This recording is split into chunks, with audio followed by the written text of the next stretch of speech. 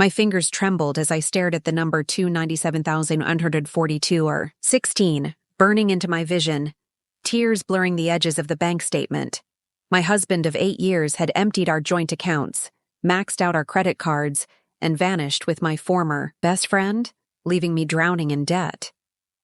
Just as the full weight of betrayal crashed over me, my phone lit up with a notification from the lending institution where I'd just been hired. The name on the loan application made my blood freeze.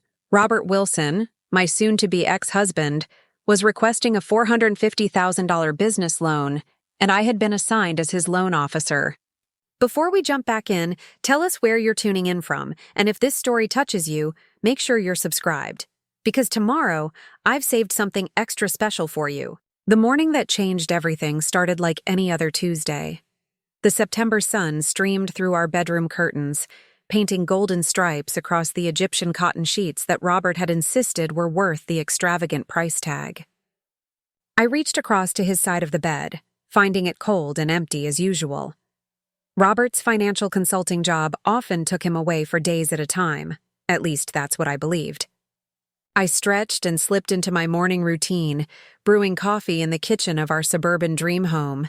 The house that we'd stretched our finances thin to afford, with its sprawling backyard and modern open-concept design, had been Robert's choice.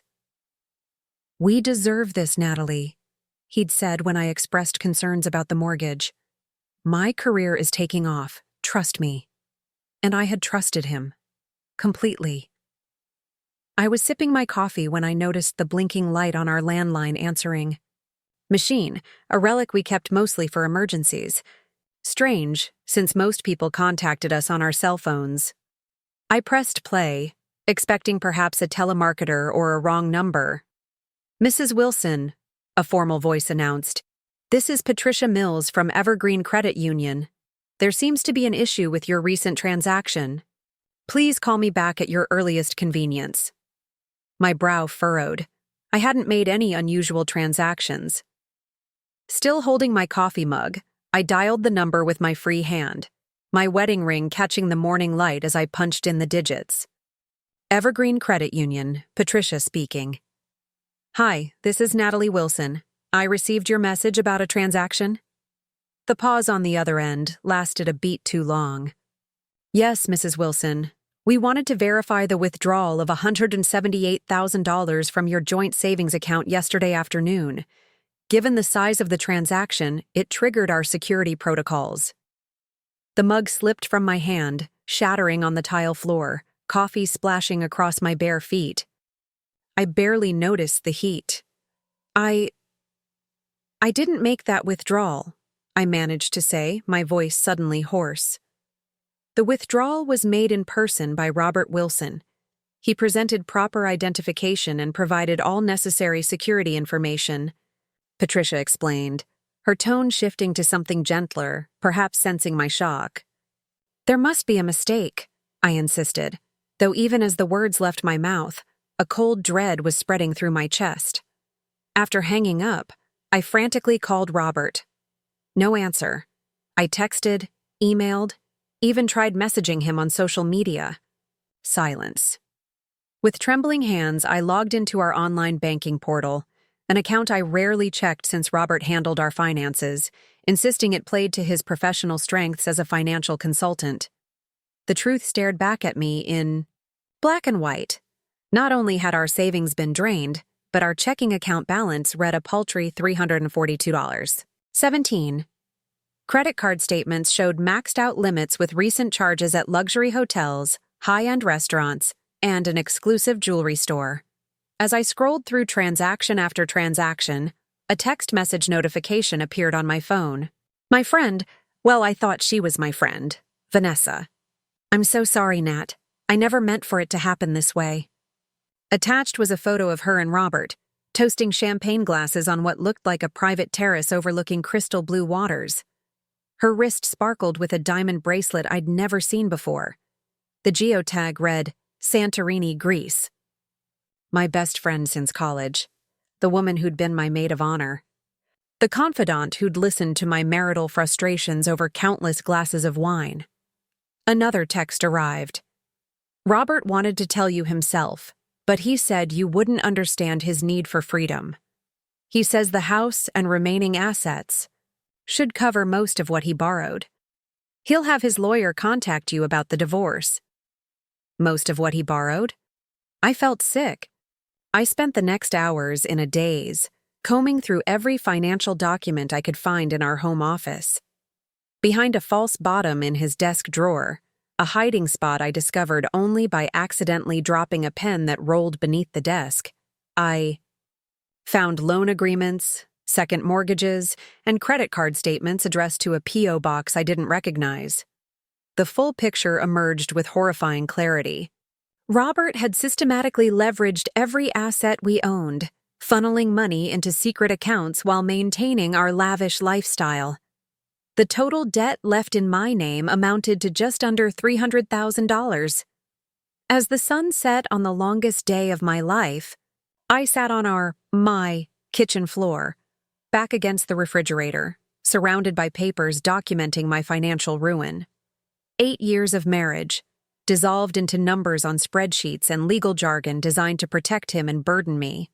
I was 34 years old, working as an administrative assistant at a small accounting firm, making barely enough to cover basic expenses, let alone the crushing debt now hanging over my head. My salary wouldn't even cover the minimum payments. Bankruptcy loomed in my future like an approaching storm. That night I didn't cry, I didn't scream. I sat in stunned silence, mentally retracing every moment of our marriage, looking for signs I'd missed. The late nights at the office, the business trips that seemed to multiply, the way he'd grown increasingly secretive about his phone, the sudden interest in keeping fit, buying new clothes, classic signs of an affair that I'd willfully ignored. But beyond the betrayal of his infidelity was the calculated financial destruction he'd orchestrated. This wasn't a crime of passion or a relationship that had simply run its course. This was methodical, planned, cruel. I slept on the couch that night, unable to face our bed. In the morning, with eyes dry and burning from lack of sleep, I called, in sick to work, and contacted a lawyer, one who wasn't part of Robert's social circle. The consultation was free, but the prognosis was bleak. Since most of these loans and cards are in both your names, and as his spouse, you're likely to be held equally responsible, the lawyer explained. We can fight it, especially given the circumstances, but these cases can take years and the legal fees alone. Her voice trailed off, and I understood. I couldn't afford to fight this properly, not on my salary. As I drove home from the lawyer's office, my phone rang. An unfamiliar number with the city's area code. "Is this Natalie Wilson?" a woman's voice asked. "Yes, speaking." "This is Sandra Patel from First Capital Financial. We received your application last week, and I'm pleased to inform you that we'd like to offer you the position of junior loan officer. Your background in administrative work combined with your associate's degree in business made you stand out among our applicants." I nearly swerved off the road. The job application I'd submitted months ago, back when I'd been quietly trying to build some financial independence, sensing something wasn't right in my marriage, though unable to name it. "The position starts next Monday, if that works for you," Sandra continued. "The starting salary is $65,000, with benefits beginning after your 90-day probationary period." It wasn't enough to immediately solve my financial nightmare, but it was significantly more than I was making now. It was a lifeline, slim, but real. "Yes," I said, surprising myself with the steadiness in my voice. "Monday is perfect." What I didn't know then, as I hung up the phone with a spark of hope kindling in my chest, was that First Capital Financial was about to become the stage for a confrontation I could never have imagined. That in just 7 days, the man who had destroyed my life would walk through those doors, seeking money, expecting a stranger, and finding me instead. But for that moment, driving home to my empty house with its mountain of debt, I held on to one thought. I wasn't going to let Robert Wilson destroy me. not completely, not without a fight. Robert and I met during my final year of community college. I was working part-time at a local cafe while finishing my associate's degree in business, determined to build a better life than my struggling single mother had been able to provide. He walked in wearing a tailored suit that stood out among the usual crowd of students and neighborhood regulars, ordered a complicated espresso drink, and left a tip that matched the cost of his order. The next day, he returned at the same time. And the day after that. By the end of the week, he knew my name, my schedule, and had somehow maneuvered me into agreeing to dinner. "You're different," he told me that night at a restaurant far too expensive for my budget. "Most women I meet are just after what I can give them. But you're building something on your own." His words warmed me in places that had been cold for too long. Preparing and narrating this story took us a lot of time, so if you are enjoying it, subscribe to our channel. It means a lot to us. Now back to the story. At 22, I'd spent years being practical, responsible, and fiercely independent. Robert Wilson, with his confident smile and tales of financial success at 30, represented everything I aspired to become. "I'm going places, Natalie," he said, reaching across the table to take my hand. "And I think you're someone who could keep up." I should have recognized the subtle condescension in his words, the implication that I would be following rather than walking beside him. But his attention felt like validation, proof that my hard work and ambition were finally being recognized. Our courtship was a whirlwind. Weekend trips to nearby cities, gifts that I initially resisted but eventually accepted, and constant reassurances that I deserved these luxuries, that I was investing in our future by supporting his career. 6 months after we met, he proposed with a diamond ring that must have cost more than my yearly salary. "We're a team now," he said as he slid it onto my finger. "Together, we'll have everything." The first 3 years of our marriage seemed to confirm his promise. Robert's career as a financial consultant flourished. He specialized in helping wealthy clients manage and grow their assets, and his client list expanded rapidly. My role evolved from pursuing my own career to managing our home and supporting his professional networking.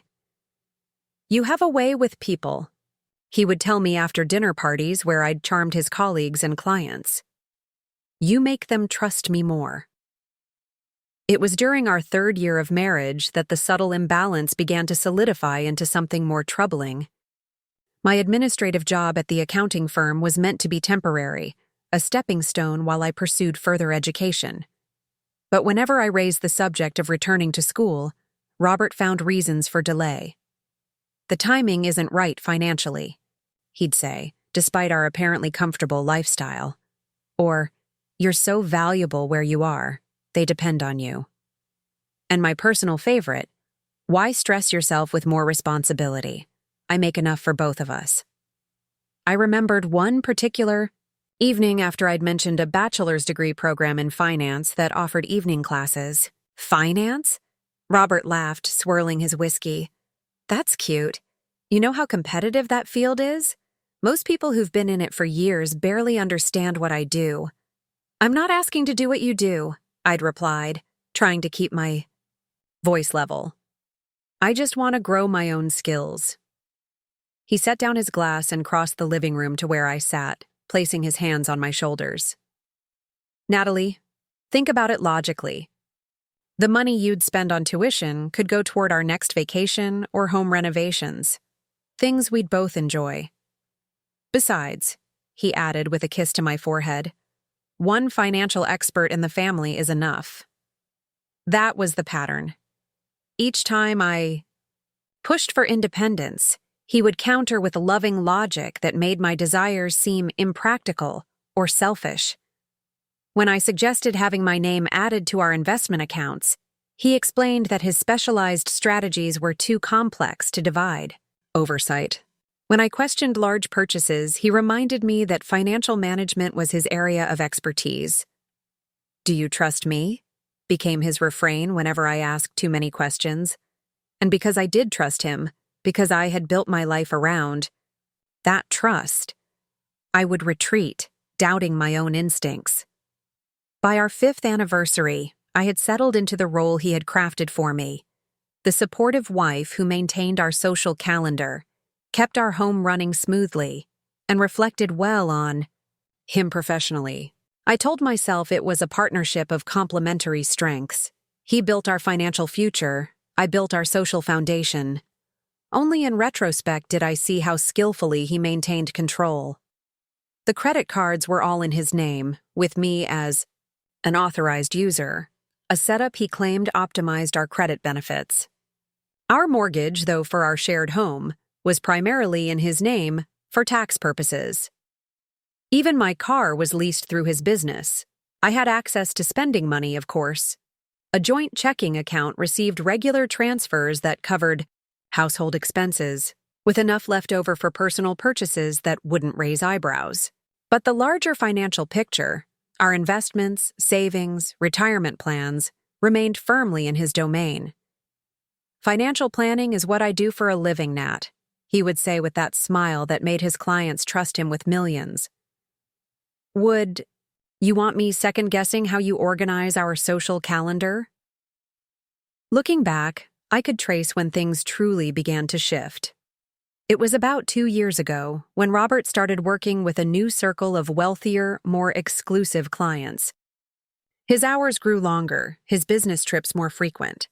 He upgraded his wardrobe, bought a more impressive car, and became obsessed with appearances in a way that went beyond his usual attention to detail. Around the same time, Vanessa returned to our lives. We'd been close in college, but her marketing career had taken her abroad for several years. Her return coincided with Robert's new professional phase, and she quickly became a regular presence at our dinner table, sharing stories of European capitals and Asian business centers that aligned perfectly with Robert's aspirations. Vanessa really gets the world we're moving into, Robert commented after one such dinner. That kind of global perspective is invaluable. I'd nodded, ignoring the implication that my perspective was, by comparison, limited. Instead, I was grateful for my friend's return, for having someone who knew me before I was Robert's wife. Vanessa and I would meet for lunch or shopping when Robert was working late, and I confided in her my growing sense of restlessness.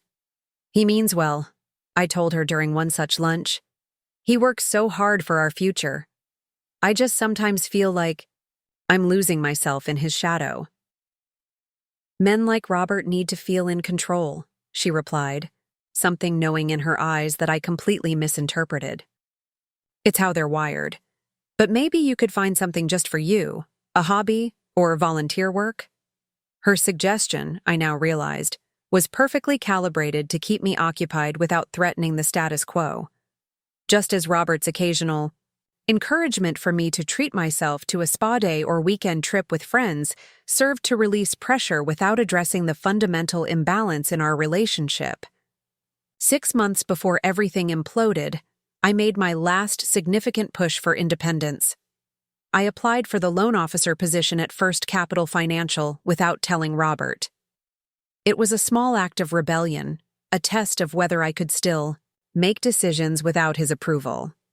When the application disappeared into the bureaucratic void with no response, I took it as confirmation that perhaps Robert was right. Perhaps I wasn't equipped for the financial world after all. How tragically ironic that the response to that application would arrive at the precise moment when I discovered just how thoroughly Robert had betrayed both my trust and our financial security. As if the universe had finally decided to rebalance the scales, placing in my hands the small but significant power to affect Robert's future, just as he had so dramatically altered mine. My first week at First Capital Financial passed in a blur of training sessions, employee handbooks, and the awkward dance of forming new workplace relationships. I said nothing about my personal circumstances, not about Robert, not about the crushing debt, not about the impending divorce. I arrived early each morning, stayed late to absorb extra information, and projected a confidence I was far from feeling. "You're picking this up quickly," my supervisor Diana remarked on Friday afternoon. She was a sharp-eyed woman in her 50s who had built her career in banking when female loan officers were still a novelty. Most new hires take weeks to get comfortable with our systems. I smiled, not telling her that desperation was a powerful motivator. Every loan application I processed, every financial statement I analyzed was practice for my own situation. Each night, I returned to the house I could no longer afford and spread my own financial disaster across the dining table, applying my new knowledge to my personal crisis. The math was unforgiving. Even with my improved salary, the monthly payments on Robert's secret debts would consume over 70% of my income. The house would need to be sold, but it was underwater, worth less than the outstanding mortgage and home equity line of credit that Robert had taken against it. My small retirement account wouldn't make a dent. Bankruptcy seemed inevitable. Yet something kept me from filing those papers. Pride, perhaps, or the stubborn belief that surrendering was exactly what Robert expected me to do. Sunday evening, as I was preparing for my second week of work, my phone rang with an unfamiliar number. "Natalie? It's Carol Reed. I'm Robert's mother." My hand tightened around the phone. I had always been fond of Carol. Unlike her son, she came from modest beginnings and never quite seemed comfortable with Robert's displays of wealth. "Carol," I said, keeping my voice neutral, "I assume you've heard what's happened." "Oh, Natalie." Her voice cracked with emotion. "I'm so ashamed. I raised him better than this." For a moment, we were silent, two women connected by our shared disappointment in the same man. "He called me yesterday," she continued, talking about some big business opportunity, asking if I could lend him money. When I asked about you, he said you'd grown apart and were handling the separation amicably. A bitter laugh escaped me. "Is that what he's calling it?" "I told him I wasn't born yesterday," Carol said, a hint of steel entering her voice. "That boy never could lie to me convincingly. He finally admitted there was another woman, but Natalie, he said nothing about leaving you with debt." "Would it have mattered?" I asked, surprising myself with the question. "Of course it would," she said firmly. "I didn't raise him to behave dishonorably. I've told him he won't see a penny from me until he makes this right." I sank into my couch, oddly touched by her loyalty even as I recognized it wouldn't change my situation. "Thank you, Carol. But don't damage your relationship with your son. On my account. This is between Robert and me now. He'll come asking you for money soon enough," she said. "When his flashy lifestyle outpaces whatever he took. That's when you'll have your opportunity." "Opportunity?" I echoed. "To negotiate." There was something knowing in her tone. Robert has always valued money above all else. When he needs it badly enough, you'll have leverage. After we hung up, I sat in the growing darkness of my living room, Carol's words echoing in my mind. Leverage was precisely what I lacked in my marriage, the ability to influence outcomes, to protect my interests. But Monday morning, when I walked into First Capital Financial as a loan officer with decision-making authority, I would have a different kind of power. I slept better that night than I had since discovering Robert's betrayal. Monday morning arrived with a crisp autumn chill. I dressed with particular care, a charcoal pencil skirt and burgundy blouse that projected competence and authority, items purchased during happier times that now felt like armor. I swept my hair into a sleek bun and applied makeup that highlighted my features without appearing overdone. The woman in the mirror looked capable, professional, someone who made decisions rather than having decisions made for her. At the office, Diana greeted me with a stack of files. "Ready for your first solo applications?" she asked, placing the folders on my new desk. "Nothing too complex to start. A home equity loan, a couple of auto loans, and a small business expansion request." I nodded, eager to prove myself. "I'll have initial assessments by lunchtime." "No rush." she said with a quick smile. Thoroughness matters more than speed. I worked methodically through the morning, applying the training from my first week and finding a rhythm in the analysis of income statements, credit reports, and collateral valuations. There was something satisfying about this work.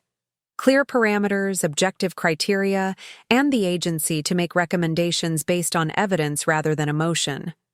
By early afternoon, I had completed preliminary reviews of all but the business loan application. I saved it for last, knowing it would be the most complex and wanting to give it my full attention.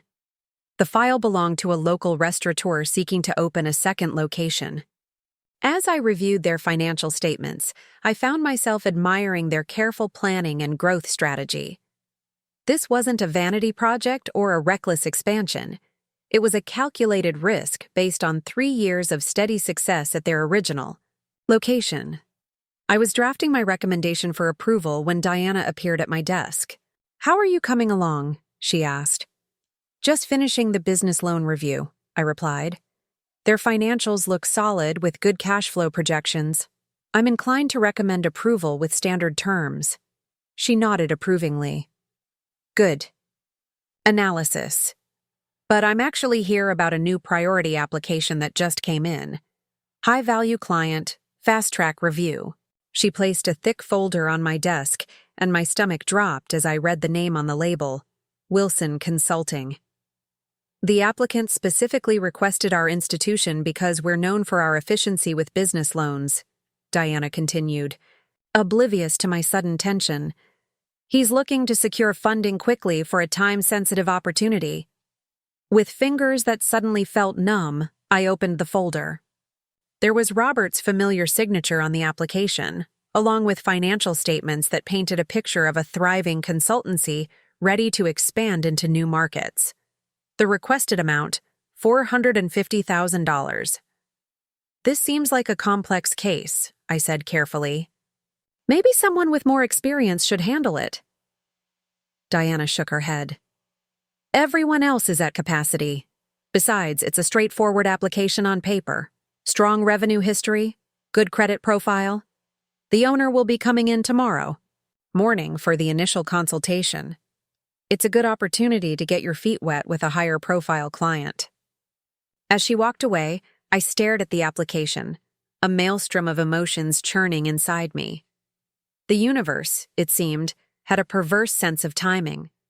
Or perhaps, as Carol had suggested, an opportunity had presented itself. I spent the rest of the afternoon and well into the evening scrutinizing every page of Robert's application.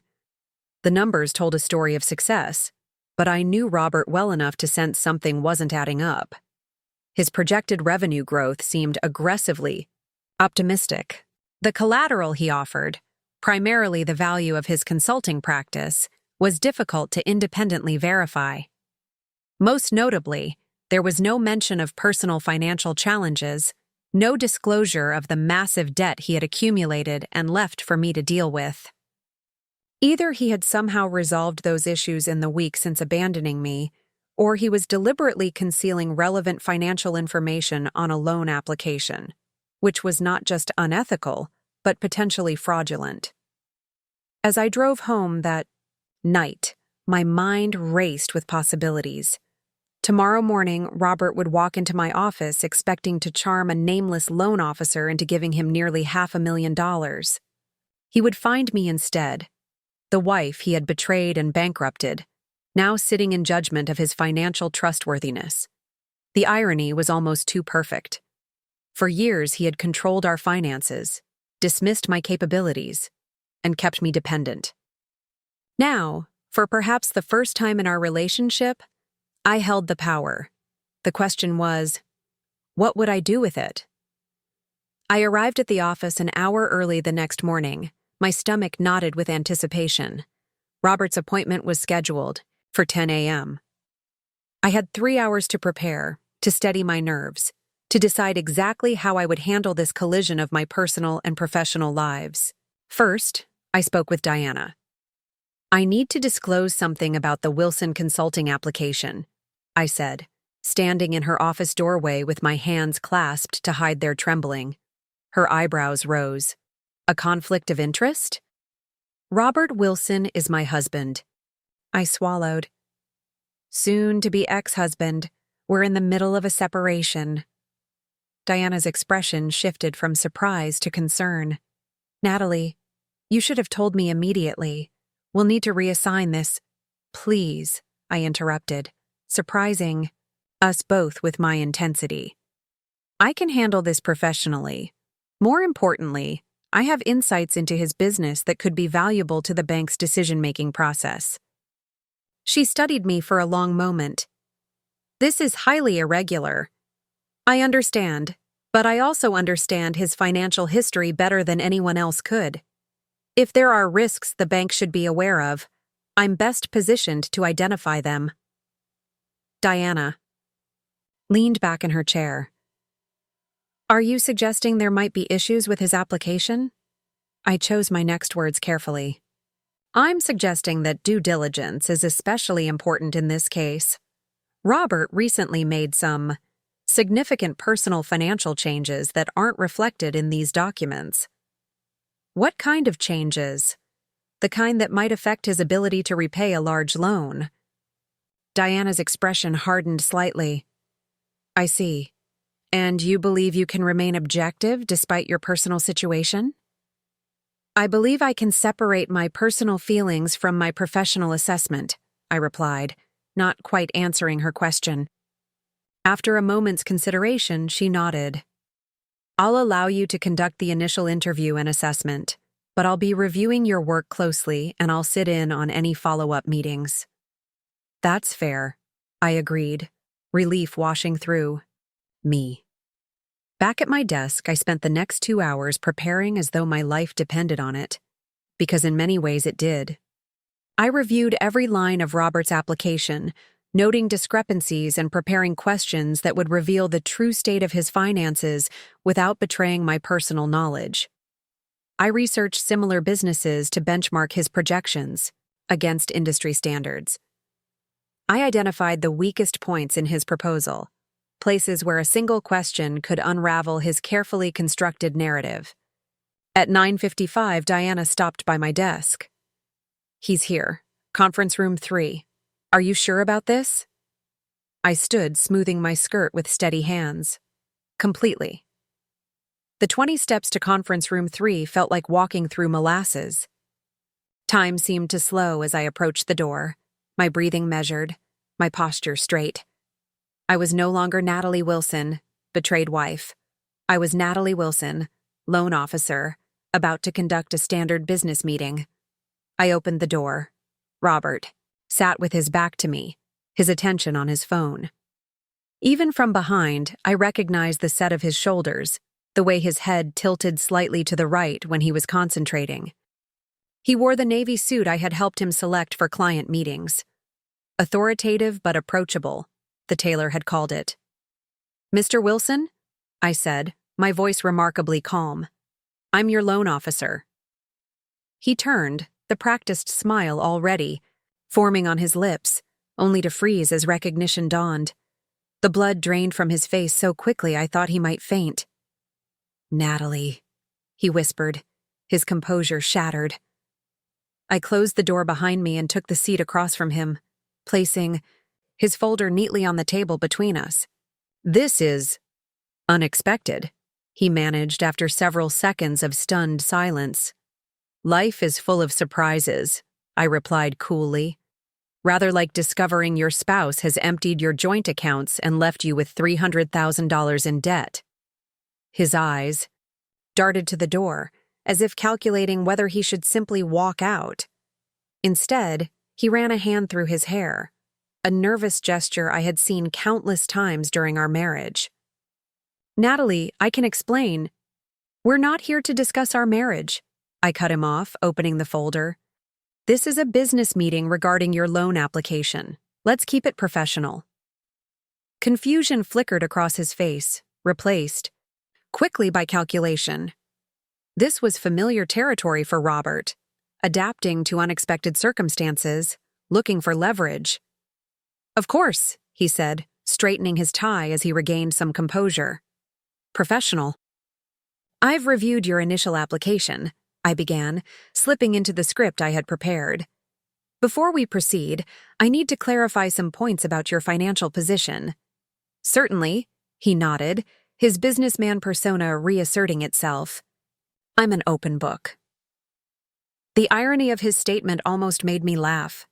Your application indicates Wilson Consulting has annual revenues of approximately $850,000, with net profits of $320,000. Is that accurate? Yes. Those figures are from our most recent fiscal year, he confirmed. And you're seeking $450,000. To expand into international markets, primarily Europe and Asia? Correct. I've already secured preliminary agreements with potential clients in London and Singapore. This funding would allow me to establish satellite offices and hire local staff. I nodded, making a note. Your credit report shows a FICO score of 785, which is excellent. However, I'm concerned about some recent changes in your debt profile. His shoulders tensed slightly. What sort of changes? According to our records, you've recently taken on significant new personal debt. Multiple credit accounts show maximum utilization within the past 2 weeks. Robert's expression tightened. Those are temporary anomalies. I'm in the process of restructuring some personal assets. I see. And what about the second mortgage on your primary residence?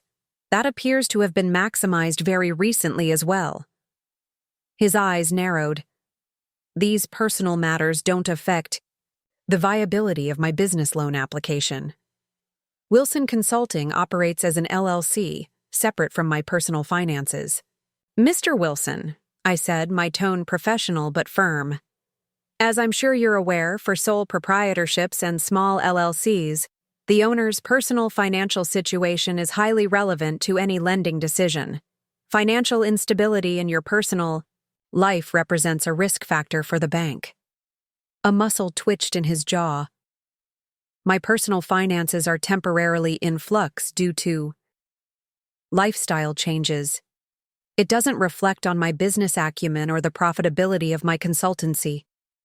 Lifestyle changes, I repeated, holding his gaze, such as leaving your wife and traveling to Santorini with another woman. The color that had begun to return to his face drained away again. That's not relevant to this application. Undisclosed. Debt is extremely relevant, I countered, as is financial responsibility and transparency. Your application makes no mention of the joint debts you left behind, debts that legally still belong to both of us. From the bank's perspective, that raises serious questions about disclosure and trustworthiness. Robert leaned forward, his voice dropping to an urgent whisper. Natalie, you can't do this. You know my business is solid. This loan is crucial for expansion. I'm simply doing my job, I replied, unmoved. Assessing risk and making recommendations based on complete information, not just the information an applicant chooses to share. For the first time in our relationship, I saw something I had never witnessed before. Robert Wilson, master of manipulation and control, was panicking.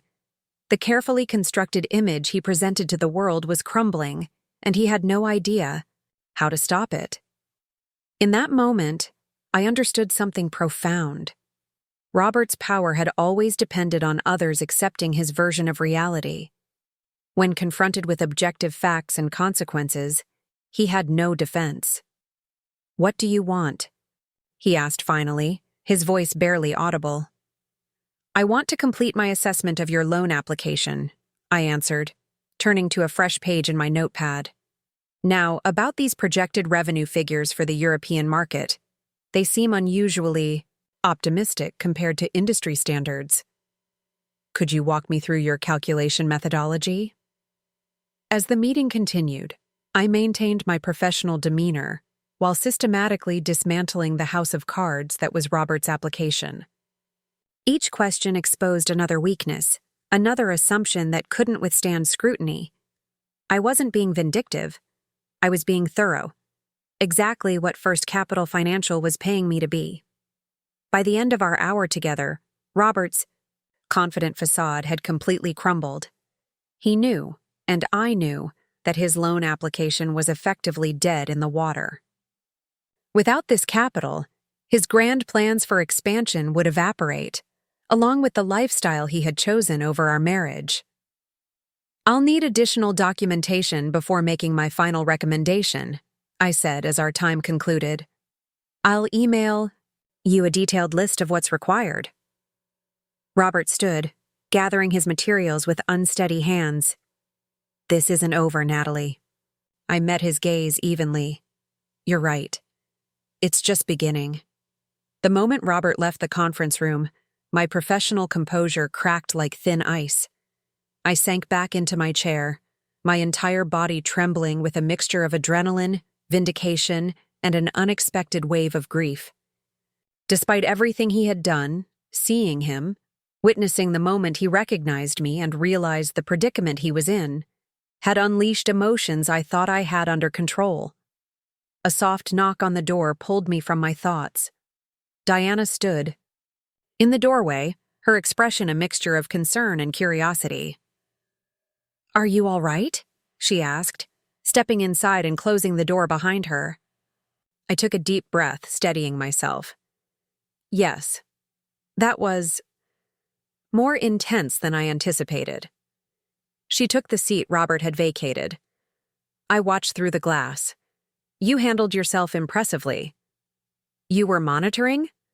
"Of course," she said with a slight smile. I couldn't hear the conversation, but your body language remained composed and professional throughout. His, on the other hand. She trailed off, raising an eyebrow. "He wasn't expecting to see me," I said, stating the obvious. "Clearly." Diana studied me for a moment. "Do you want to discuss what happened, or would you prefer I reassign this application?" I straightened my shoulders. "No reassignment necessary. The truth is, his application has serious deficiencies regardless of our personal situation. The revenue projections are inflated, the international market analysis is superficial, and he's concealing significant personal debt that would impact his ability to repay. In your professional opinion, what's the appropriate response?" I considered the question carefully, separating my personal feelings from my professional assessment. At minimum, we need full disclosure of his current debt obligations and a more realistic business plan with conservative growth projections. Without those, I couldn't recommend approval even if he were a stranger. Diana nodded, seemingly satisfied with my answer. "Draft your preliminary assessment report by end of day. I'll review it before we proceed." After she left, I returned to my desk, forcing myself to focus on other applications for an hour before tackling the report on Robert's loan. Distance, I found, helped me articulate the legitimate concerns with his application without allowing my personal hurt to color the assessment. By late afternoon, I had completed a 5-page analysis that laid out the strengths and weaknesses of Robert's proposal with clinical precision. The document concluded with a recommendation for conditional consideration pending additional documentation and substantial revisions to the business plan, a professional way of saying, "not yet," and probably never without significant changes. I emailed the report to Diana and was gathering my things to leave when my phone buzzed with a text from an unknown number. "This is Vanessa. We need to talk, please." My fingers tightened around the phone. The audacity was breathtaking. I typed a response before I could reconsider. "Nothing to discuss. Enjoy Santorini." I was halfway to my car when the phone rang. The same unknown number. Against my better judgment, I answered. "Natalie, don't hang up," Vanessa said quickly. "There are things you don't understand." "I understand perfectly," I replied, my voice low and controlled despite the anger surging through me. "You and Robert betrayed me. You helped him hide what he was doing." "No," she insisted. "That's not—" She cut herself off with a frustrated sound. "Look, Robert doesn't know I'm calling you, but he came back from a meeting today completely shaken. Something about a loan being denied? He wouldn't explain, but he's been making frantic calls ever since." I stopped beside my car, processing this information. And you're calling me because I think you deserve to know what's really happening, she said. Not just with the two of us, but with Robert's business. Can we meet somewhere? Every instinct warned me to refuse, to protect myself from further manipulation. But curiosity, and the prospect of gaining information that might help me navigate the financial disaster Robert had left me in, won out. Valley Brew Coffee Shop tomorrow at noon, I said finally. 30 minutes. That's all you get. Thanks. You, she breathed, sounding genuinely relieved. I'll be there. That night, in the quiet of my kitchen, I reviewed my own financial documents again, this time with renewed purpose. If Robert's business was facing challenges beyond what his loan application suggested, I needed to understand how that might affect the debts in my name. Would creditors come after me more aggressively if his income dried up? Would the house become even harder to sell? As I made notes and calculated scenarios, I realized something had shifted within me. The paralyzing shock of betrayal had given way to a cold, clear determination. I was done being a victim of Robert's choices. Whatever information Vanessa might provide, whatever desperate moves Robert might make next, I would be prepared. I slept fitfully, my dreams a jumble of conference rooms and bank statements. When I woke, the first thing I saw was a notification that I'd received an email from Robert at 3:17 a.m. The subject line read simply, "We need to talk." The message itself was brief. "Natalie, I understand you're angry. You have every right to be. But there's more at stake here than you realize. My business, your financial future, everything depends on this loan approval. Meet me, please. We can work out an arrangement that benefits us both." I deleted the email without responding. Robert had spent years dictating the terms of our relationship. He didn't get to demand negotiations now that the balance of power had shifted. At work that morning, Diana summoned me to her office. She had reviewed my report on Robert's application and agreed with my assessment. "I've sent him the official response requesting additional documentation," she informed me. "He's already called twice asking to speak with the department manager. I've explained that all communication should go through proper channels." "Thank you," I said, relieved that Diana was maintaining professional boundaries despite Robert's attempts to circumvent them. "Has he tried to contact you directly?" I hesitated, then decided honesty was the best approach. "He sent an email asking to meet. I ignored it." She nodded approvingly. "Good. Keep everything through official channels. Document any attempts he makes to influence you outside the normal application process." As I turned to leave, she added, "Natalie, what you're doing, maintaining professionalism in an incredibly difficult personal situation, is impressive. Not everyone could handle this with such dignity." Her words stayed with me as I worked through the morning. Dignity. It wasn't something I had associated with myself during the past week of emotional chaos. But sitting across from Robert yesterday, maintaining control while he floundered had awakened something dormant inside me. A sense of my own worth that had nothing to do with him or our marriage. At noon, I walked into Valley Brew Coffee Shop, scanning the midday crowd until I spotted Vanessa at a corner table. She looked different from the confident woman who had toasted champagne with my husband in Greece. Her hair was pulled back in, a simple ponytail, her face bare of makeup, her shoulders hunched as if carrying an invisible weight. Her eyes met mine, and in them I saw something unexpected. Fear. Whatever story she had come to tell, it wasn't the one I had anticipated. And, judging by her expression, I wasn't going to like it one bit. I slid into the seat across from Vanessa, keeping my purse on my lap, a small barrier between us, and a reminder that I wouldn't be staying long. "You have 30 minutes, I said, not bothering with pleasantries. Vanessa pushed a cup toward me. "I ordered you a vanilla latte. You still take them, right?" I ignored the gesture. "Say what you came to say." She sighed, wrapping her hands around her own cup. First, you should know that Robert and I aren't together. Not the way you think. The vacation photos suggested otherwise, I replied coldly. It was staged, she said, her voice dropping. All of it. The champagne, the romantic setting, the jewelry. Robert needed evidence of a relationship for someone else's benefit. I was just playing a part. I stared at her, searching for signs of deception but finding only what appeared to be genuine distress. Why would he need to stage a relationship? Vanessa glanced around the coffee shop before leaning forward. Because Robert's in trouble.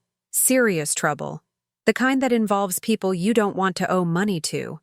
A chill ran through me. What are you talking about? About 8 months ago, Robert lost a significant amount of money on a high-risk investment. He was desperate to recover before you found out, so he borrowed from less reputable sources. Loan sharks? I asked incredulously. She nodded. The interest rates were astronomical. When he couldn't keep up with payments, they suggested an alternative arrangement. They have clients who need to move money discreetly. If Robert would help with that, they'd forgive a portion of his debt. The implications settled over me like a cold fog. Money laundering. He didn't see it that way at first, Vanessa said. He told himself it was just consulting for international clients with privacy concerns, but once he started, they kept demanding more. The expansion loan he's seeking isn't for growing his business. It's to pay off these people before things get worse. I sat back, momentarily stunned. And your role in all this? I work in marketing for one of these clients, she admitted, unable to meet my eyes. That's how Robert got connected to them initially.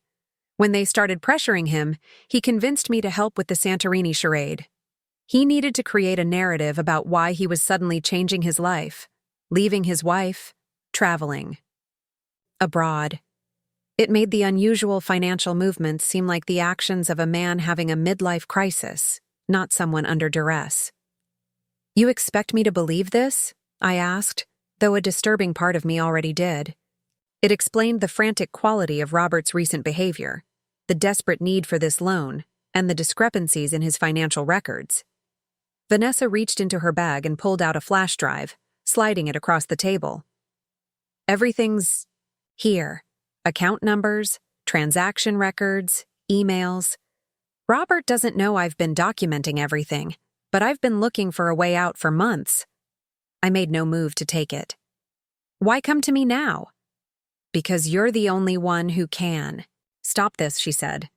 When Robert came back yesterday saying his loan officer was his wife, I realized this might be our one chance. If he gets that loan, the money goes straight to them, and he'll be even deeper in their world. If he doesn't get it... She trailed. Off, the implication clear. That's not my problem, I said, though the words felt hollow even as I spoke them. Isn't it? Your name is on some of those accounts he used. Your social security number is tied to transactions you never authorized. If this unravels the wrong way, you could face questions from authorities about money you never saw. My stomach clenched. Just when I thought Robert couldn't possibly hurt me more, here was a fresh nightmare. The prospect of being implicated in financial crimes I knew nothing about. What exactly do you expect me to do with this information? I asked, finally picking up the flash drive. Talk to Robert. Get the full truth from him. Then use your position at the bank to help structure a legitimate loan with conditions that force him to cut ties with these people. It might be his only path back to legitimate business. I slipped the drive into my purse, my mind already racing, through implications and possibilities. And why should I help the man who betrayed me and left me financially ruined? Because if he goes down for this, he'll never be able to repay what he owes you, she replied simply. And because despite everything, I don't think you want to see him hurt. Neither do I. After Vanessa left, I remained at the table, the untouched latte growing cold as I processed this new information. If what she said was true, and I had no reason to trust her, but also no reason to doubt this particular story, then Robert's betrayal was even more complex than I had realized. The flash drive in my purse felt like it weighed 100 pounds. It represented both danger and opportunity, evidence that could destroy Robert completely, but also information that might help me protect myself from the fallout of his poor decisions. Back at my apartment that evening, I plugged the drive into my laptop with trepidation. The contents were exactly as Vanessa had described: spreadsheets tracking unusual fund transfers, emails with veiled references to consulting arrangements, and photos documenting meetings between Robert and stern-looking men I'd never seen before. Most damning of all was a folder labeled Natalie, containing digital copies of loan documents with my forged signature, credit applications I had never filled out, and account statements for entities I had no knowledge of. Robert hadn't just left me with debt. He had systematically used my identity to create financial instruments that were now potentially linked to illegal activities. This was my hidden advantage, knowledge that Robert didn't realize I possessed. Information that gave me leverage not just over his loan application, but potentially over his freedom. My phone rang, displaying Robert's number. After a moment's hesitation, I answered. "We need to talk," I said before he could speak. "That's what I've been trying to tell you," he replied, relief evident in his voice. "Not at your office, not at my workplace, somewhere neutral." "Name the place." I suggested a public park near my apartment, open enough to be safe, but with enough privacy for a candid conversation. "Tomorrow, 7 a.m., I said. "Come alone, and be prepared to tell me everything about your financial arrangements over the past year." There was a long pause. "How much do you know?" he finally asked, his voice tight. "Enough to know you're in trouble that goes beyond our divorce or your loan application. Enough to know that you've put me at risk without my knowledge or consent." Another pause. "Natalie, I never meant for any of this to touch you." "And yet, here we are," I replied. "Tomorrow morning. Don't be late." I hung up before he could respond, my heart racing with a strange mixture of fear and power. For the first time since discovering Robert's betrayal, I felt like I had the upper hand, not just because of my position at the bank, but because I now understood the true depths of his situation. That night, I created copies of everything on the flash drive and stored them in multiple secure locations. Whatever happened next, I wanted to ensure this evidence remained accessible. I also drafted an email to Diana, requesting a meeting to discuss potential compliance concerns related to Robert's application. I didn't send it yet. That would depend on tomorrow's conversation. But having it prepared gave me a sense of control. As I finally drifted toward sleep, I realized that knowledge truly was power. Robert had kept me in the dark for years about our finances, about his business dealings, about his true character. That darkness had made me vulnerable. But now, armed with information he didn't know I possessed, I had options he couldn't anticipate. The game had changed. Robert believed he was coming to negotiate with a betrayed wife who held the keys to his loan approval. He had no idea he was actually meeting someone who held the keys to something far more valuable: his future. The weight of the flash drive in my purse felt like both a shield and a burden as I walked into work the morning after meeting Vanessa. The evidence it contained gave me leverage over Robert, but it also implicated me in a web of financial transactions I'd never authorized. My mind raced with possibilities and dangers, making it difficult to focus on the routine loan applications awaiting my review. "You seem distracted," remarked Lena, a fellow loan officer whose desk faced mine in the open office layout. We had exchanged pleasantries during my first weeks, but hadn't moved beyond collegial small talk. "Just a lot on my mind," I replied, attempting a smile that must have looked as forced as it felt. Lena studied me for a moment, then glanced at the clock. It's almost lunchtime. Want to grab something at the cafe downstairs? My treat. The unexpected invitation caught me off guard. Part of me wanted to decline, to retreat into the protective isolation I'd been building around myself. But another part, perhaps the wiser part, recognized that isolation served Robert's interests, not mine. Sure, I heard myself say. Thanks. The cafe was busy with the midday rush, but Lena led us to a quiet corner table she claimed was always available if you know when to pounce. She ordered for both of us, apparently a regular with established preferences. So, she said once our food arrived, what's really going on? And before you say nothing, I should mention that the walls in the break room are thin, and Diana's office isn't as soundproof as she thinks. My stomach dropped. What have you heard? Enough to piece together that your ex-husband is Robert. Wilson of Wilson Consulting. He's applying for a loan with us, and there's some serious financial mess involved. She held up a hand when I started to speak. I'm not gossiping or judging. I'm offering to help. Why would you help me? You barely know me. Lena's expression softened. 3 years ago, my sister's husband drained their accounts and disappeared with his secretary, left her with 2 kids, a mortgage, and $42,000 in credit card debt she didn't know existed. She took a sip of her water. I've seen this movie before, Natalie. Different cast, same plot. The simple act of having someone understand, truly understand without explanation or justification, nearly broke the careful composure I'd been maintaining. I blinked back unexpected tears. How did she handle it? I asked, my voice barely above a whisper. Not well at first, Lena admitted. She was too ashamed to ask for help, tried to manage it alone until it became unmanageable. By the time she came to me, they were facing foreclosure. She set down her fork.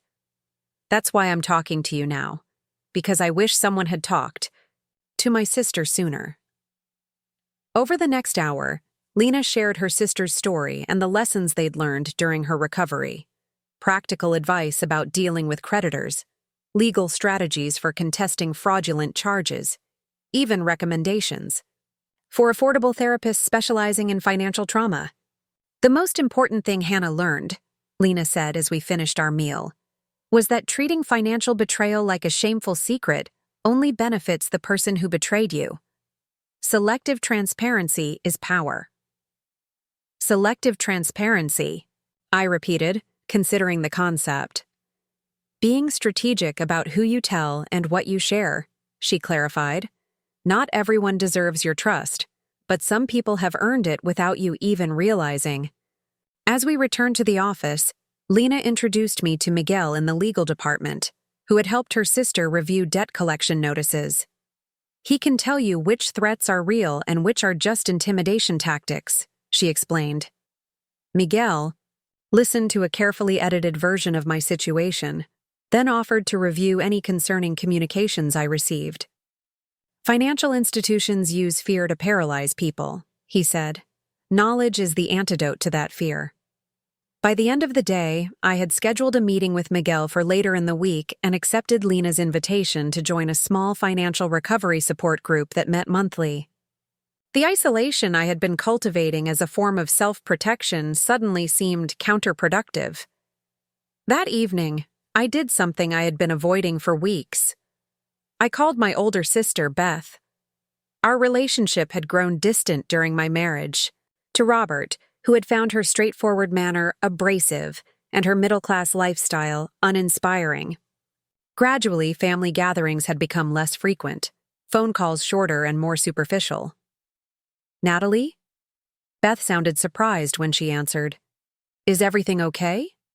No, I admitted, the simple honesty a relief after weeks of pretending. Everything is very much not okay.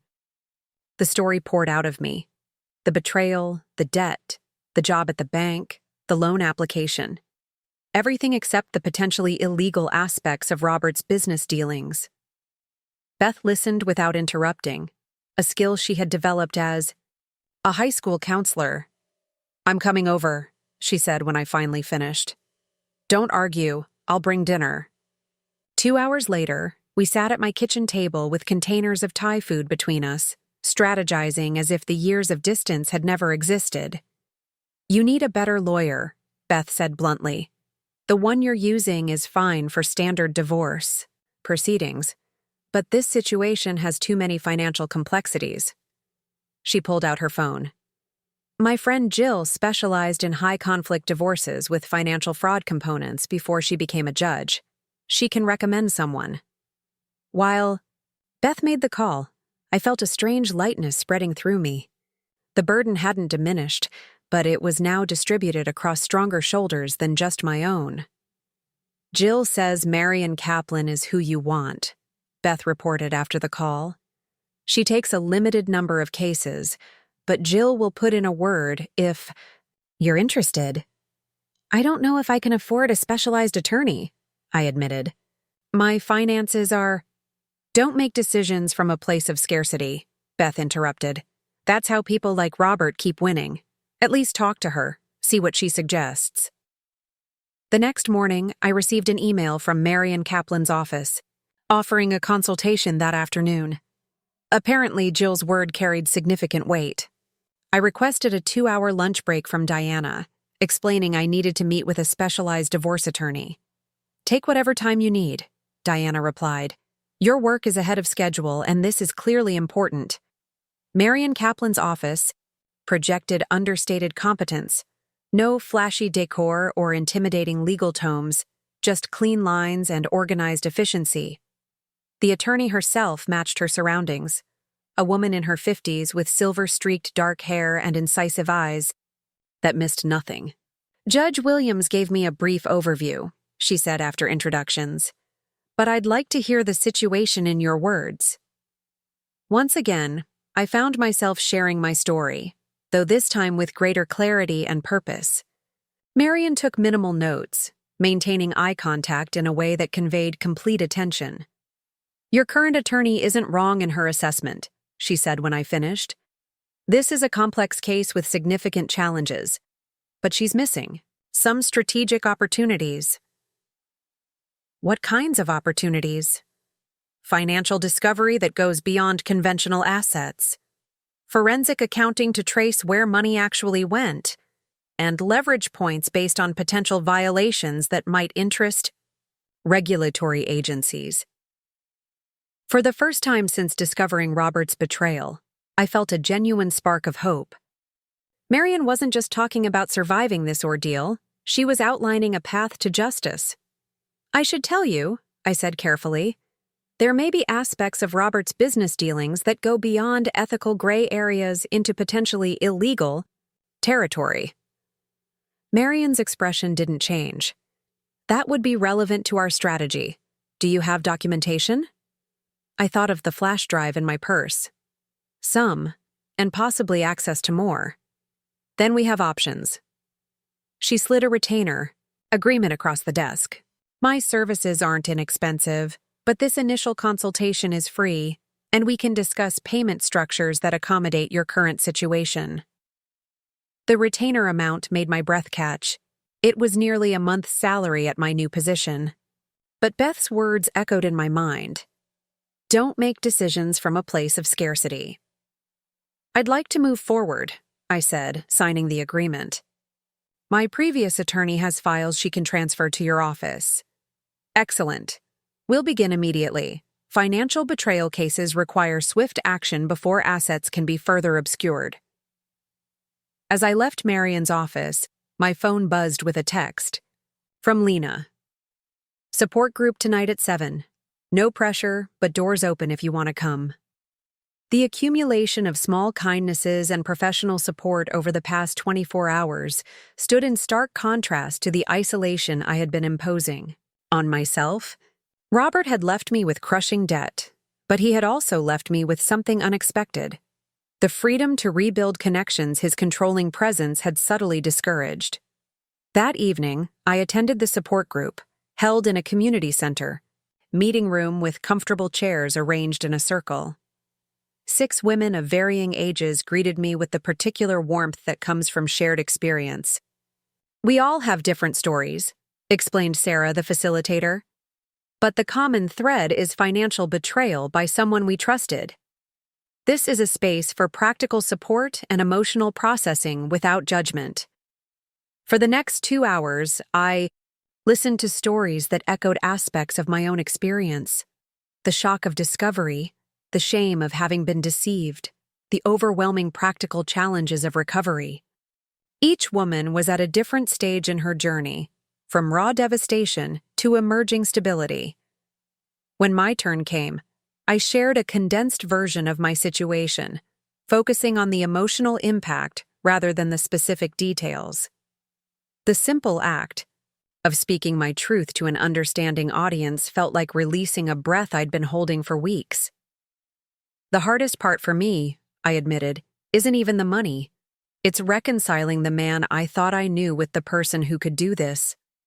How do you trust your own judgment again after such a fundamental error?" Heads nodded around the circle. Marianne, a woman in her 60s who had discovered her husband's secret gambling addiction after 30 years of marriage, spoke up. "You learn to separate trusting others from trusting yourself," she said. "The fact that someone betrayed your trust doesn't mean you were wrong to trust. It means they were wrong to betray. And your judgment isn't flawed because you saw the best in someone. That's their failure, not yours." Her words settled into a wounded place inside me, beginning a healing I hadn't known I needed.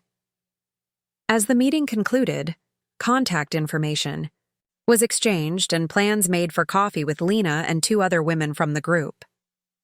The network of support expanding around me felt like scaffolding, temporary perhaps, but essential for rebuilding. Walking to my car afterward, I called Beth to update her on the meeting with Marion. "I signed a retainer agreement," I told her. "It's expensive, but you were right about not making decisions from scarcity." "Good," she said simply. "What can I do next to help?" The question brought unexpected tears to my eyes, not from sadness, but from the profound relief of not facing this alone. "Could you come over this weekend? Help me organize financial documents for Marion?" "I'll be there Saturday morning, with breakfast and organizational supplies." As I hung up, a notification appeared on my screen, an email from Marion Kaplan, with the subject line, "First Steps." The message outlined an aggressive but methodical approach to my case, beginning with comprehensive financial discovery. The final paragraph caught my attention. "Remember that you are not defined by what was done to you, but by how you respond to it. Based on our conversation today, I believe your response will be formidable." Formidable.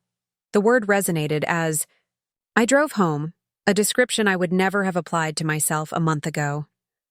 Yet here I was, assembling legal representation, financial expertise, emotional support, and family connections into a foundation for recovery. The woman Robert had left with $300,000 in debt was not the same woman who now parked her car and walked confidently into her apartment. That woman had been isolated, uncertain, defined by her relationship to him. This woman, the one I was becoming, was connected, strategic, defined by her own resilience. Tomorrow morning, I would meet with Robert in the park, armed with Vanessa's flash drive and my newly assembled support system. The confrontation that had once seemed so daunting now felt like simply the next necessary step in reclaiming my life. I slept soundly that night, no longer alone in my struggle, but surrounded by an invisible network of allies, some newly discovered, others rediscovered, all essential to the journey ahead. Dawn broke with a crystalline clarity, the autumn air, crisp and sharp as I walked to the park benches near the duck pond. I arrived 20 minutes early, needing time to center myself before confronting Robert. The evidence on Vanessa's flash drive had kept me awake most of the night, my mind racing. Through implications and possibilities, I chose a bench with clear sightlines in all directions, positioned where I could see anyone approaching. The park was nearly empty at this hour, just a few early joggers and an elderly man feeding the ducks. I pulled my coat tighter against the morning chill, watching my breath form delicate clouds in the air. Robert arrived precisely at 7, punctuality being one of his few consistently reliable traits.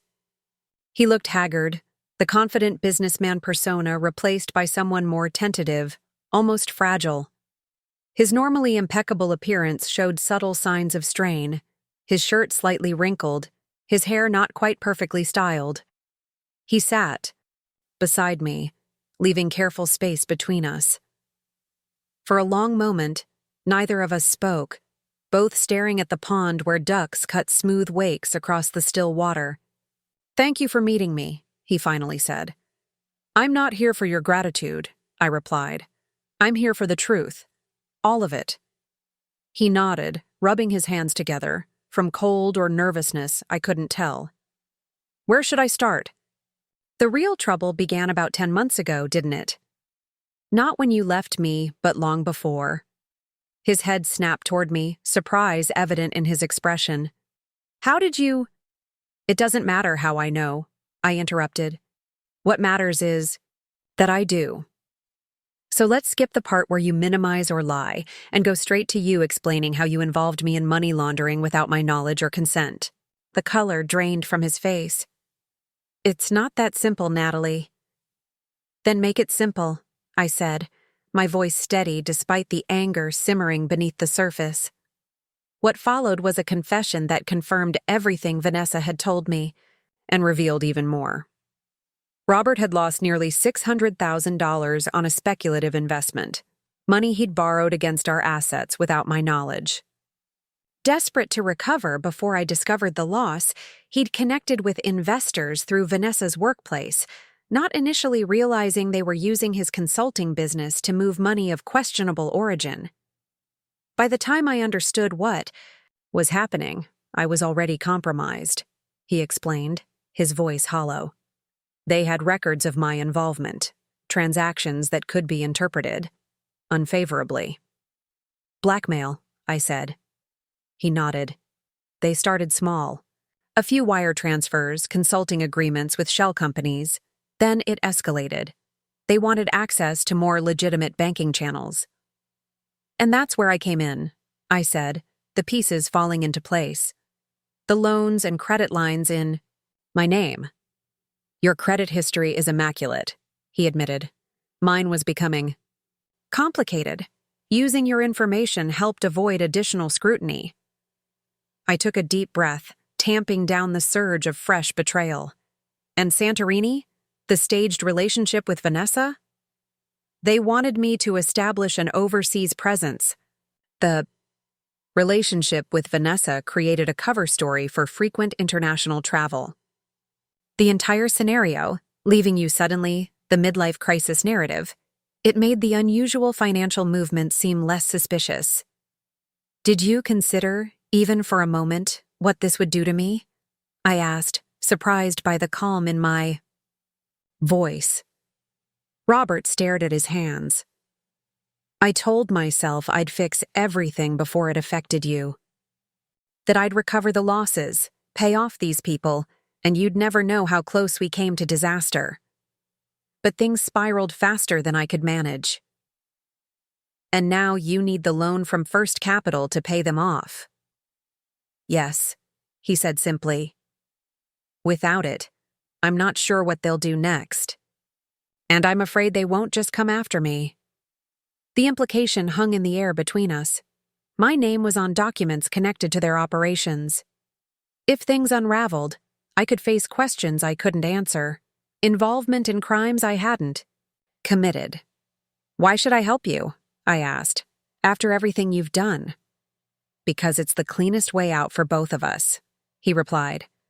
"If I get legitimate financing, I can extricate myself from these people, pay off the debts that are in your name, give you a divorce settlement that acknowledges what I've put you through." I stood and walked a few steps toward the pond, needing physical distance to think clearly. The ducks scattered, then regrouped, adapting to the disturbance with instinctive grace. In the week since discovering Robert's betrayal, I had transformed from a devastated wife to someone with growing confidence in my own judgment and abilities. The woman who had trusted him blindly for years was gone. In her place stood someone clearer-eyed, someone who understood power and how to use it. "Here's what's going to happen," I said, turning to face him. "I'm going to help structure a legitimate loan application that might pass First Capital's requirements, with stringent conditions and oversight." Hope flickered in his eyes. "Thank you, Natalie. I held up my hand, stopping him. "I'm not finished. In exchange, you will sign a divorce agreement that includes full financial restoration for me. Every dollar you took from our joint assets, every debt you created in my name, you'll take legal responsibility for all of it. You'll provide a written confession of how you forged my signature and used my identity without consent, which I'll hold in reserve should you fail to meet your obligations." His expression tightened. "That's extensive." "It's non-negotiable," I replied. "And there's more. You'll transfer the deed to your mother's house into her name immediately." "My mother's house? How did you know about—" "I know a lot. More than you think, Robert. I know you mortgaged the house she believes she owns outright. The home she's lived in for 40 years and thinks is her security for retirement. Fix that immediately." He looked away, shame finally breaking through his composed facade. "Is that all?" "No. You'll make anonymous donations to women's financial literacy programs totaling $50,000 over the next 5 years. I'll select the organizations and monitor the payments."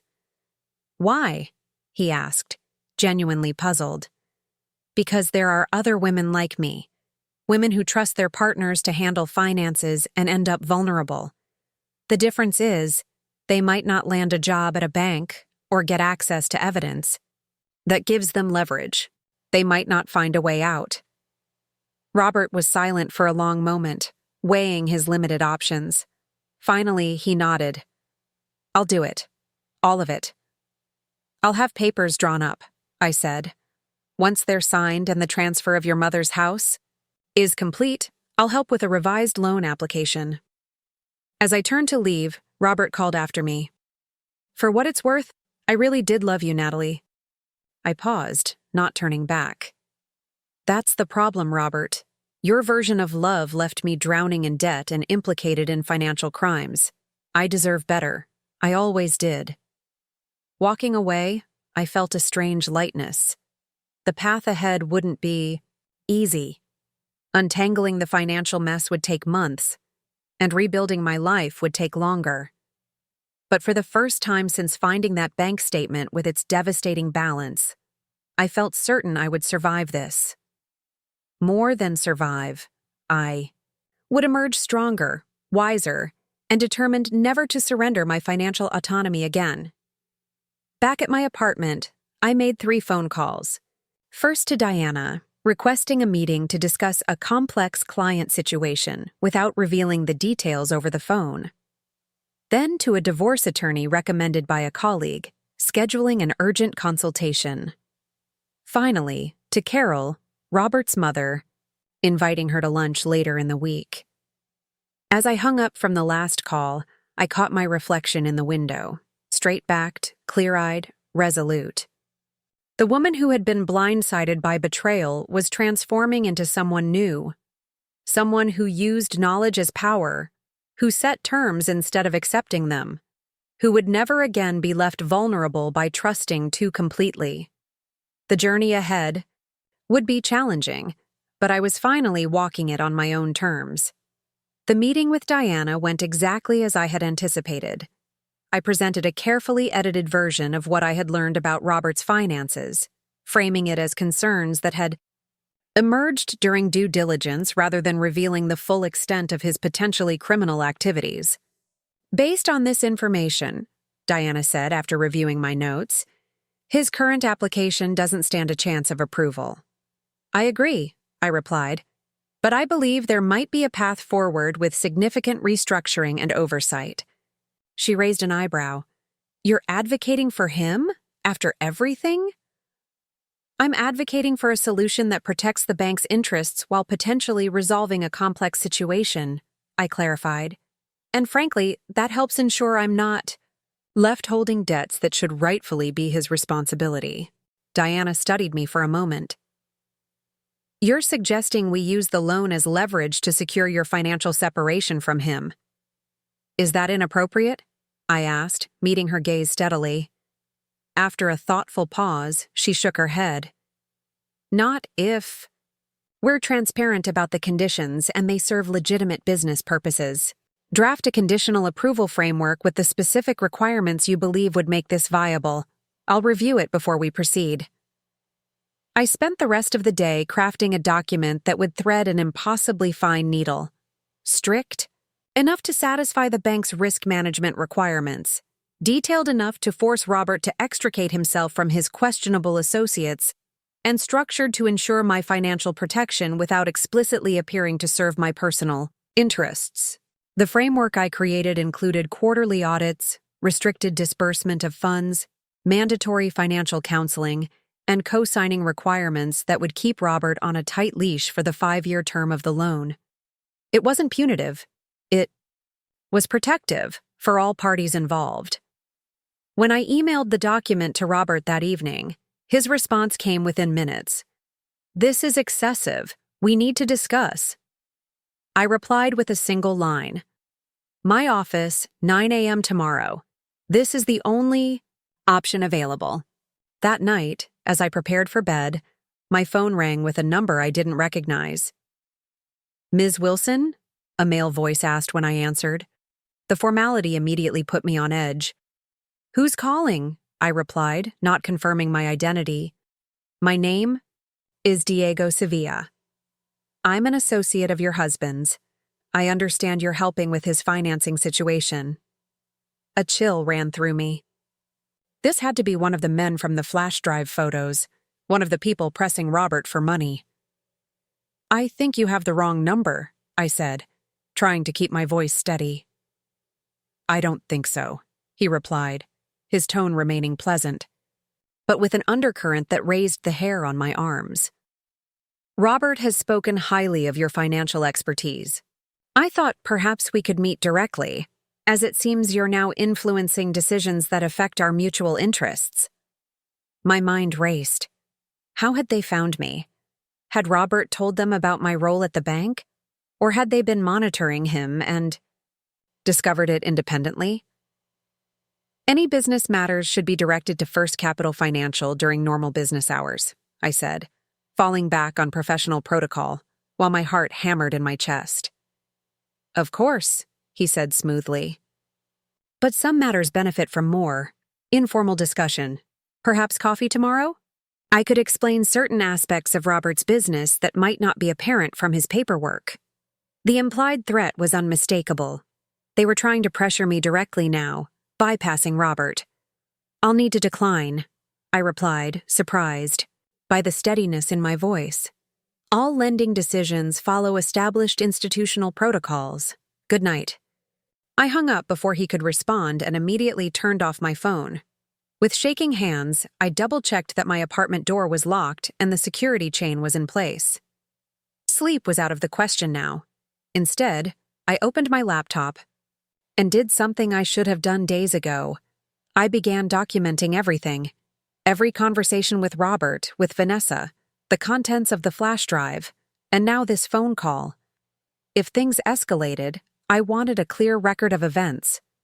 By morning, I had created a comprehensive timeline and made 3 additional copies of all evidence, stored in different locations.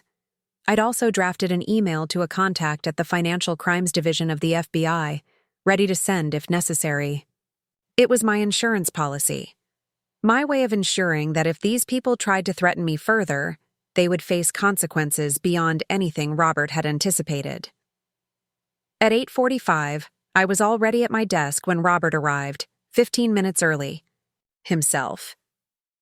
Diana had arranged for us to use a small conference room rather than meeting at my open workspace. Robert looked like he hadn't slept. The confident businessman was completely gone now, replaced by someone hunted, desperate.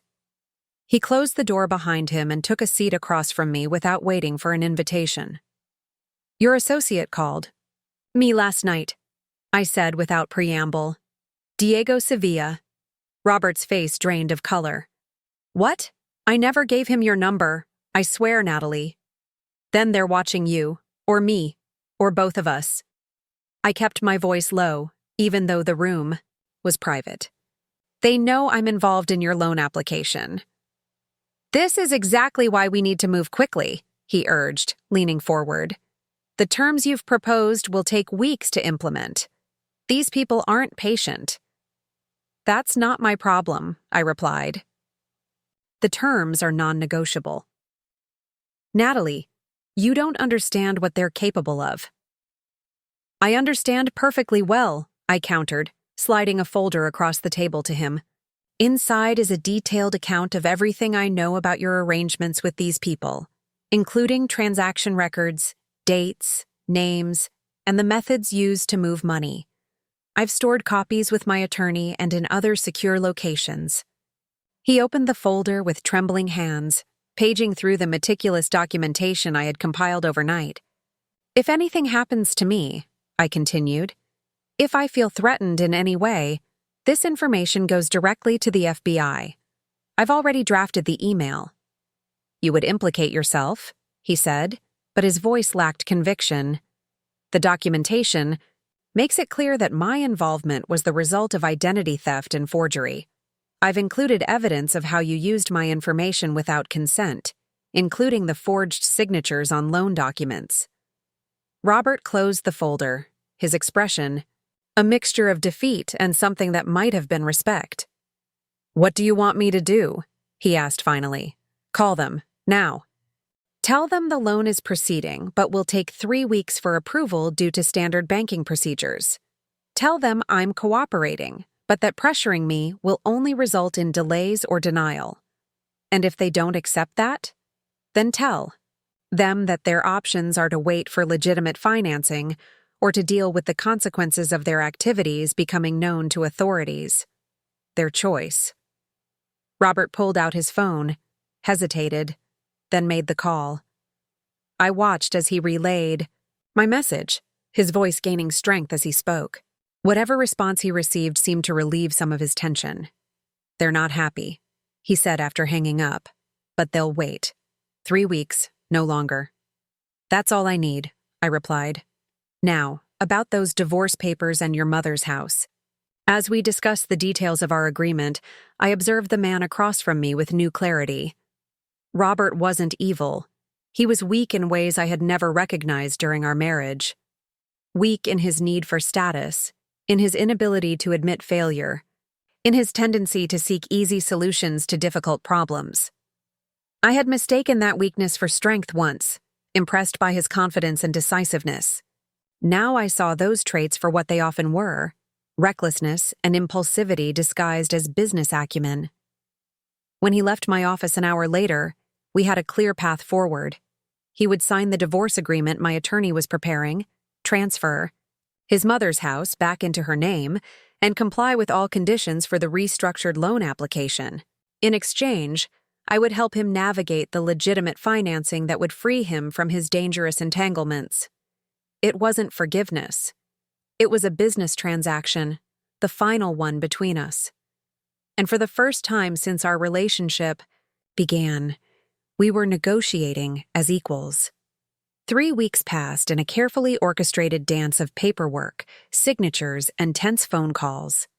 I maintained professional distance throughout, treating Robert as I would any high-maintenance client. At First Capital Financial, each document was reviewed by multiple parties: my divorce attorney, Diana, the bank's legal team, ensuring that every angle was covered, every loophole closed. The loan application process became a lesson in precision and foresight. I anticipated Robert's attempts to modify terms and headed them off with clear explanations of why each condition was necessary for approval. When he pushed back on the quarterly audit requirement, suggesting biannual would be sufficient, I simply forwarded him the bank's risk assessment guidelines, highlighting the standard protocols for clients with recent financial irregularities. His objections quieted after that. My divorce attorney, Maureen Kilpatrick, proved worth every penny of her considerable fee. She approached the division of assets with surgical precision, identifying accounts I hadn't even known existed and ensuring they were included in our settlement negotiations. When Robert's attorney attempted to minimize certain investments as speculative and therefore of little current value, Maureen produced documentation showing similar holdings being valued at significant amounts in other contexts. "He's still hiding things," she told me during one of our strategy sessions. "Men like Robert always keep something in reserve, but we've captured the majority of it, and the forfeiture clause in the agreement means if we discover additional assets later, you're entitled to an increased percentage." Working with Maureen gave me insight into the legal structures that powerful men like Robert use to insulate themselves. Trusts, limited liability companies, complicated ownership arrangements that obscured who controlled what. Each revelation was both infuriating and educational. I began taking notes not just for my own situation, but with the thought that this knowledge might help others in similar circumstances. True to his word, Robert transferred his mother's house back into her name. I confirmed this personally during our lunch, watching Carol's expression shift from confusion to shock to tears, as I gently explained that her home had been temporarily moved into a complex ownership structure, but was now legally hers again. "He used my house as collateral?" she asked, her weathered hands trembling around her teacup. "Without telling me?" "The important thing is that it's fixed now," I replied, placing my hand over hers. "And I've arranged for a trust to be established that will protect it from any future complications." Carol studied me with eyes so like her son's, yet filled with a wisdom he had never acquired. "You're doing all this despite what he did to you. Why?" I considered the question carefully. "Because it's the right thing to do. And because helping you doesn't mean I'm helping him." She nodded slowly. "You would have been the daughter I always wanted," she said quietly. "But I suspect you're going to build something better than what Robert could have given you." Her words stayed with me, a reminder that family connections weren't necessarily limited by divorce or betrayal. Carol and I made arrangements to meet monthly for lunch, a relationship independent of her son and my complicated history with him. The divorce agreement was finalized with surprising efficiency, given the complexity of our financial entanglement. Robert signed without protest, accepting full responsibility for the debts he had created and agreeing to a payment plan that would, over time, restore what he had taken. The document included the written confession I had demanded, detailing how he had forged my signature and used my identity without consent. What surprised me most during this process was my own emotional evolution. The white-hot fury that had initially propelled me had cooled into something more sustainable, a steady determination to secure my future rather than punish Robert for the past.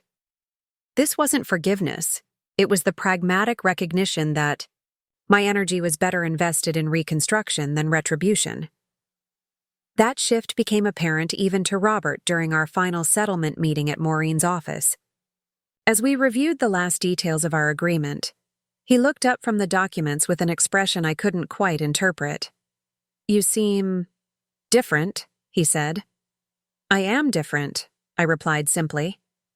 "I expected you to want to destroy me," he admitted. "To use what you know to make sure I lost everything. That would require investing more of myself in you than I'm willing to give anymore," I said, my tone matter of fact rather than bitter. "Besides, your complete financial ruin would make it impossible for you to repay what you owe me. This way works better for everyone." A flash of something, perhaps respect, perhaps simply resignation, crossed his face before he returned his attention to the paperwork. Maureen caught my eye across the table and gave a slight nod of approval. Later, as we left the building, she remarked, "In 15 years of handling high-conflict divorces, I've rarely seen someone maintain such clarity of purpose."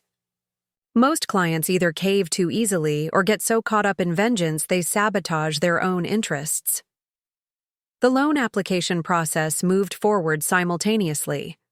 Diana had approved my conditional framework, impressed by its thoroughness. This could become a template for other high-risk clients, she remarked during our final review meeting. You've created something valuable here. The framework addressed not just the financial aspects of the loan, but also incorporated behavioral constraints designed to prevent the issues that had led to Robert's entanglement with questionable financial sources. Mandatory quarterly meetings with a financial counselor, restrictions on international wire transfers above certain thresholds, regular business plan reviews, all designed to guide him toward more sustainable practices while protecting the bank's investment. You've essentially created a rehabilitation program disguised as loan conditions, Diana observed. It's both punitive and constructive. The goal isn't punishment, I explained. It's protection, for the bank, for anyone depending on his business, and yes, ultimately for him too. Diana's expression suggested she found my ability to separate personal feelings from professional judgment remarkable. What she didn't understand was that this approach wasn't selfless. It was self-preserving. Allowing anger to dictate my actions would have kept me emotionally tethered to Robert and what he had done. Creating solutions based on logical consequences freed me to focus on my own rebuilding. On the morning the loan committee was scheduled to make their decision, I received a text from Vanessa. Leaving town, starting fresh. Thank you for handling this better than either of us deserved. I didn't respond, but found myself hoping she would indeed find a fresh start, far from the complications she had helped create. Her betrayal still stung, but I recognized that she, too, had been caught in a web partly of Robert's making. The capacity for this nuanced perspective was new, another sign of how I was changing through this crucible. The loan committee approved the application with all my recommended conditions. When I delivered the news to Robert via a formal bank communication, his reply was brief. Thank you. I won't waste this chance. Whether he meant the chance to rebuild his business legitimately or the chance to make amends for what he had done, to me remained unclear. Perhaps both. Perhaps neither. I found, somewhat to my surprise, that his intentions mattered far less to me now than they once would have. An unexpected consequence of the loan approval was a marked decrease in my anxiety about potential threats from Robert's former associates. The structured financing gave him a legitimate way to address his obligations to them, while the oversight mechanisms would make it difficult for him to engage in further questionable transactions. Diego Sevilla never called again, and the sense of being watched gradually faded. With the major pieces finally falling into place, I turned my attention to rebuilding my own life. The financial devastation Robert had left me with was being addressed through our divorce agreement, but my future required more than just escaping debt. It needed vision and purpose. I began by addressing practical matters. The house would be sold as part of our settlement, which meant finding a new place to live. I located a small but pleasant apartment within my budget. The first time I had rented a place based entirely on my own preferences and needs, rather than compromising with someone else's. The simple act of choosing paint colors and arranging furniture became an exercise in rediscovering my own tastes after years of deferring to Robert's stronger opinions. Financial rebuilding came next. I created a detailed budget that accounted for my current income and expenses while incorporating projections of how my situation would improve as Robert's repayments accumulated. The discipline of this planning provided structure during a time when so much else in my life felt unmoored. I also began researching financial literacy resources, initially for my own education, but increasingly with the thought of how such information might help others. The more I learned about common financial manipulation tactics, the more I recognized patterns in my marriage that had seemed normal at the time, but were clearly designed to maintain an imbalance of power. Diana called me into her office on a Friday afternoon, exactly 1 month after my first day at First Capital. "Your probationary review came early," she said, sliding a folder across her desk. "The executive team is impressed with how you handled the Wilson Consulting situation. Turning a potentially problematic application into a secure, compliant loan showed exactly the kind of judgment we value." I opened the folder to find a formal performance evaluation with ratings far exceeding what any new employee could reasonably expect. "We'd like to offer you a position in our risk management department," Diana continued. "It would mean a significant promotion and salary increase. The role would include developing frameworks for evaluating complex loan applications like the one you created for Wilson Consulting." The opportunity was unexpected but perfectly aligned with the skills I had discovered in myself during this ordeal. "I'd be honored," I replied, genuine excitement rising through the lingering stress of recent weeks. "One more thing," Diana added, her expression softening slightly. "I've been doing this job for 27 years. I've seen people face personal and professional challenges of all kinds. Few would have handled what you've been through with such grace and integrity." Her words touched something deep inside me, a recognition of strength I hadn't known I possessed until circumstances demanded it. The promotion came with a substantial pay increase, accelerating my financial recovery plan and allowing me to begin rebuilding the retirement savings Robert had depleted. More significantly, it positioned me to help shape institutional policies that could potentially protect others from financial exploitation. My first project in the new role was developing guidelines for identifying signs of financial coercion or manipulation in joint loan applications. The indicators I included, one partner being excluded from financial discussions, unusual patterns of account access, signatures that showed inconsistencies, were drawn directly from my own experience. Diana approved the guidelines for immediate implementation across all First Capital branches. "This could prevent situations like yours from developing," she noted during our final review of the document. "Or at least catch them earlier." "That's the hope," I replied, feeling a sense of purpose that transformed my personal trauma into something constructive. That evening, I walked through the house that had once represented my marriage, the home that would soon be sold as part of the divorce settlement. Each room held memories, some good, many now tainted by the knowledge of Robert's deceptions. Yet as I moved from space to space, I felt not grief but a growing sense of liberation. I had entered this house as someone defined largely by her relationship to Robert Wilson. I would leave it as Natalie Wilson, risk management specialist, a woman who had faced betrayal and financial ruin and emerged stronger for the experience. The realization prompted me to do something I had been contemplating for weeks. I took out my phone and sent an email to the local women's shelter, offering to conduct a workshop on financial independence and recognizing signs of economic abuse. Their response came within hours, expressing enthusiasm for the idea and suggesting dates for an initial session.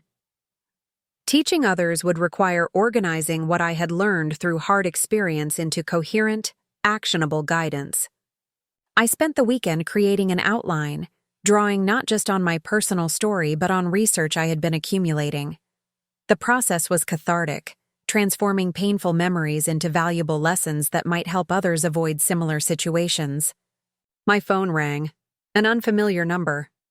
For a moment, I feared it might be Diego Sevilla or one of his associates, but I answered anyway, ready to handle whatever came.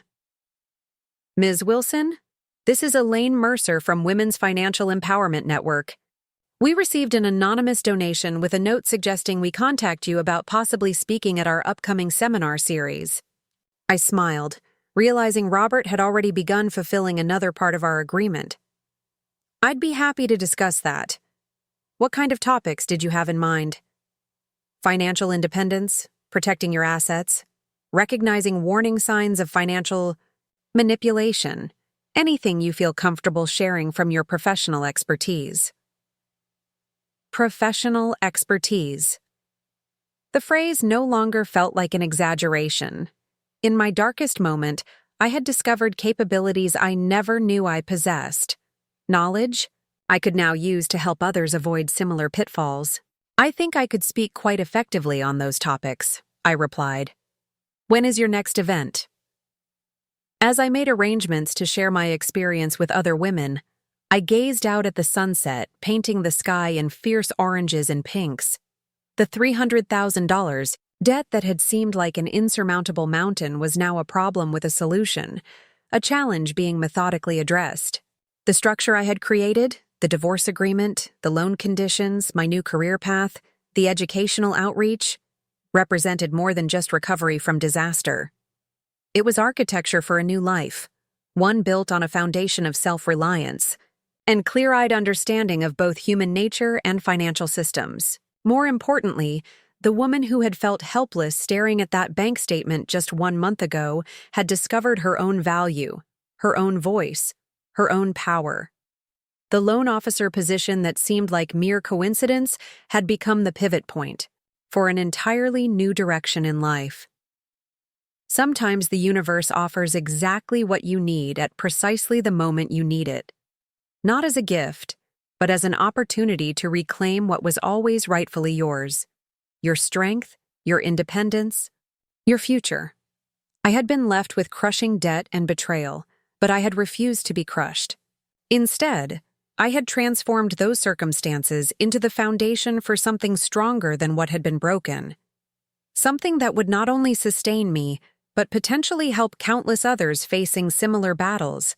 Women who, like me, deserved better than what had been done to them, and had the power within themselves to create it. 1 year later, I stood at the podium facing a room of over 200 women at the annual Financial Empowerment Conference. My presentation, titled From Financial Victimization to Vigilance, had just concluded to enthusiastic applause. The journey to this moment, from devastated wife to featured speaker, still felt surreal at times. The conference center's bright lights illuminated faces that had been nodding in recognition throughout my talk. Women of various ages and backgrounds, united by a common thread, the desire to control their financial destinies. Some had survived situations similar to mine, others were taking preventive steps to ensure they never would. We have time for one more question, the moderator announced, gesturing to a woman in the third row who had been waiting patiently, her hand raised. After everything you went through, do you regret trusting your ex-husband with your finances? She asked, her expression suggesting she might be in a similar situation herself. Her voice carried a slight tremor, and she clutched her notebook tightly, as if physically holding on to the information she'd gathered today. I considered the question carefully, aware that my answer mattered not just to her but to everyone in the room. It was the most frequently asked question at these events, yet my response continued to evolve as my own healing progressed. I don't regret trusting, I replied, making eye contact with the questioner. Trust is fundamental to any partnership. What I regret is surrendering my financial autonomy, believing that love meant I didn't need to understand our shared finances or have equal input in decisions that affected my future. True partnership requires both trust and transparency, and now I know never to sacrifice one for the other. The woman nodded slowly, jotting something in her notebook. Around her, others did the same. The scratching of pens creating a soft background rhythm. I would add something else, I continued, sensing the importance of elaborating further. Financial knowledge isn't just about protection from potential betrayal. It's about equal partnership in good times too. Understanding your finances, regardless of who manages the day-to-day transactions, means having an equal voice in shaping your future together. That's something everyone deserves, even in the healthiest relationships.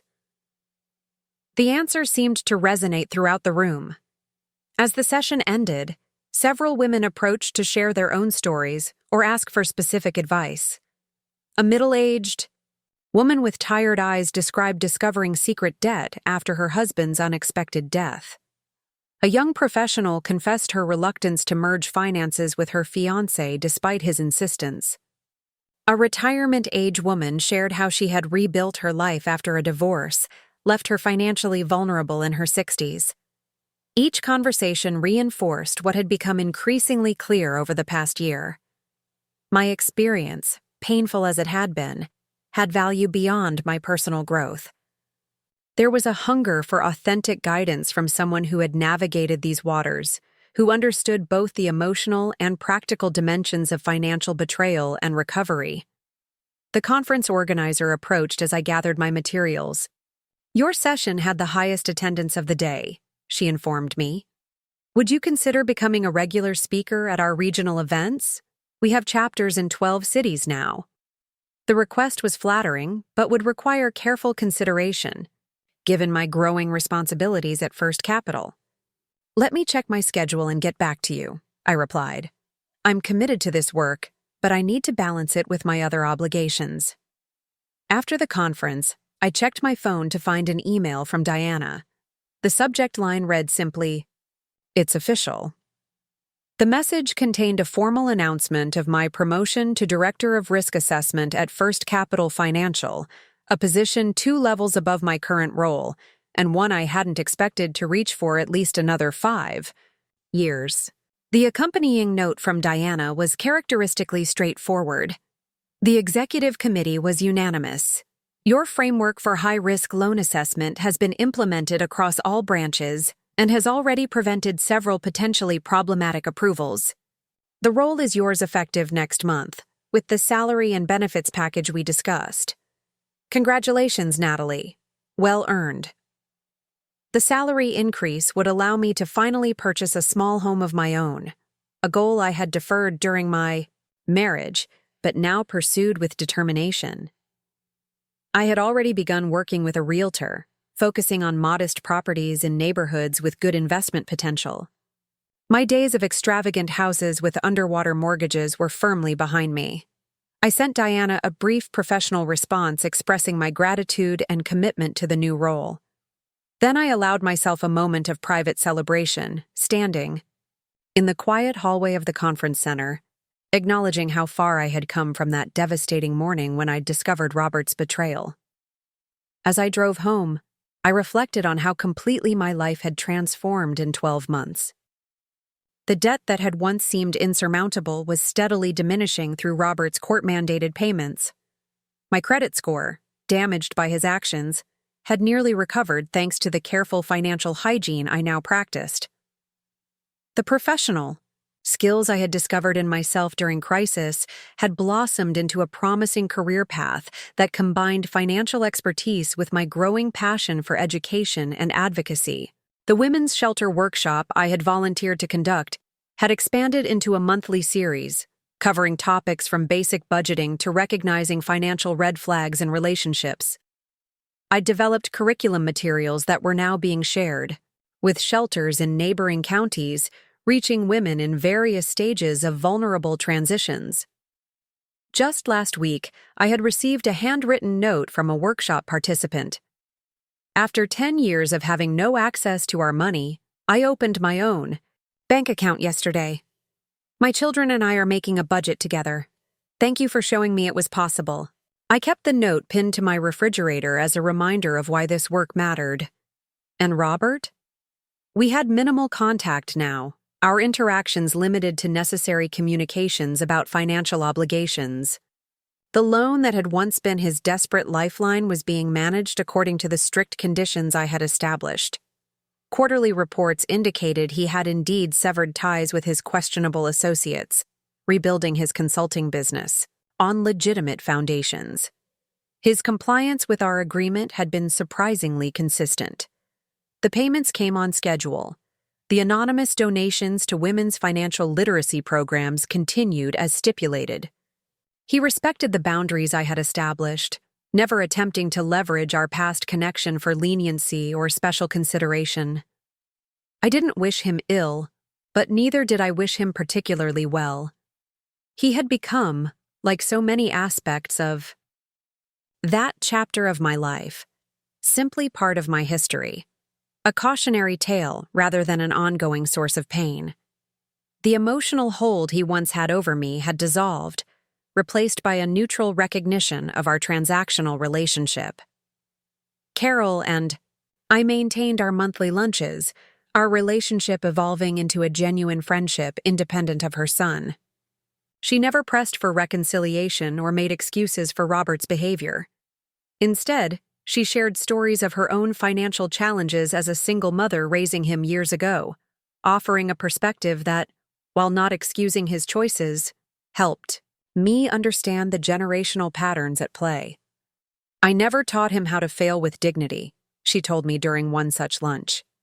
"His father left us with nothing, and I was so determined Robert would never experience that kind of vulnerability that I praised his successes and ignored the small dishonesties. That was my mistake." "We all have blind spots with those we love," I replied, finding compassion where I once might have harbored judgment. My new apartment, while modest, represented something profound, space that was entirely mine, paid for with money I had earned, decorated according to my tastes alone. No compromises, no deference to someone else's preferences. The freedom was sometimes dizzying but always exhilarating. I had painted the living room a soft sage green that Robert would have dismissed as bland, but that I found calming after long days at work.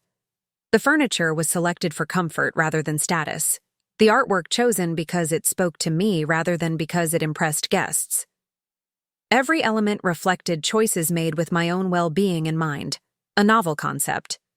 After years of considering someone else's preferences paramount, that evening, I hosted a small dinner party, something I would never have done in the immediate aftermath of my separation, when shame about my financial situation might have prevented me from inviting others into my life. My guests included Carol, who had become a friend independent of her connection to Robert, 2 colleagues from work who had supported me during the tumultuous early days at the bank, and Mia, a single mother I had met through the Women's Financial Empowerment Network, who is now pursuing her accounting degree. I had prepared a simple but elegant meal, another area where I was rediscovering my own preferences after years of deferring to Robert's expensive tastes. The conversation flowed easily, touching on work challenges, Mia's classes, community events, and occasionally the shared experience of rebuilding life after significant setbacks. "I never would have applied to college if I hadn't come to your workshop," Mia confided as we cleared the dishes. "Hearing your story made me realize I could take control of my situation instead of just surviving it." Her words struck me deeply. The idea that my darkest experience could illuminate someone else's path forward seemed like the most meaningful alchemy possible. As we shared dessert, the conversation turned to my upcoming house hunting. My guests offered suggestions for neighborhoods, recommendations for home inspectors, and warnings about hidden costs of ownership. The practical advice was valuable, but more precious was the sense of community it represented, a network of support I had built entirely separate from my life with Robert. After my guests departed, I curled up by the window with a cup of tea, watching the city lights shimmer in the distance. My phone chimed with a text from an unknown number. When I opened it, I found a photo of a document, a receipt for a $10,000 donation to the Women's Financial Empowerment Network, the second installment of the 5-year commitment I had required from Robert. No message accompanied the receipt, nor was one needed.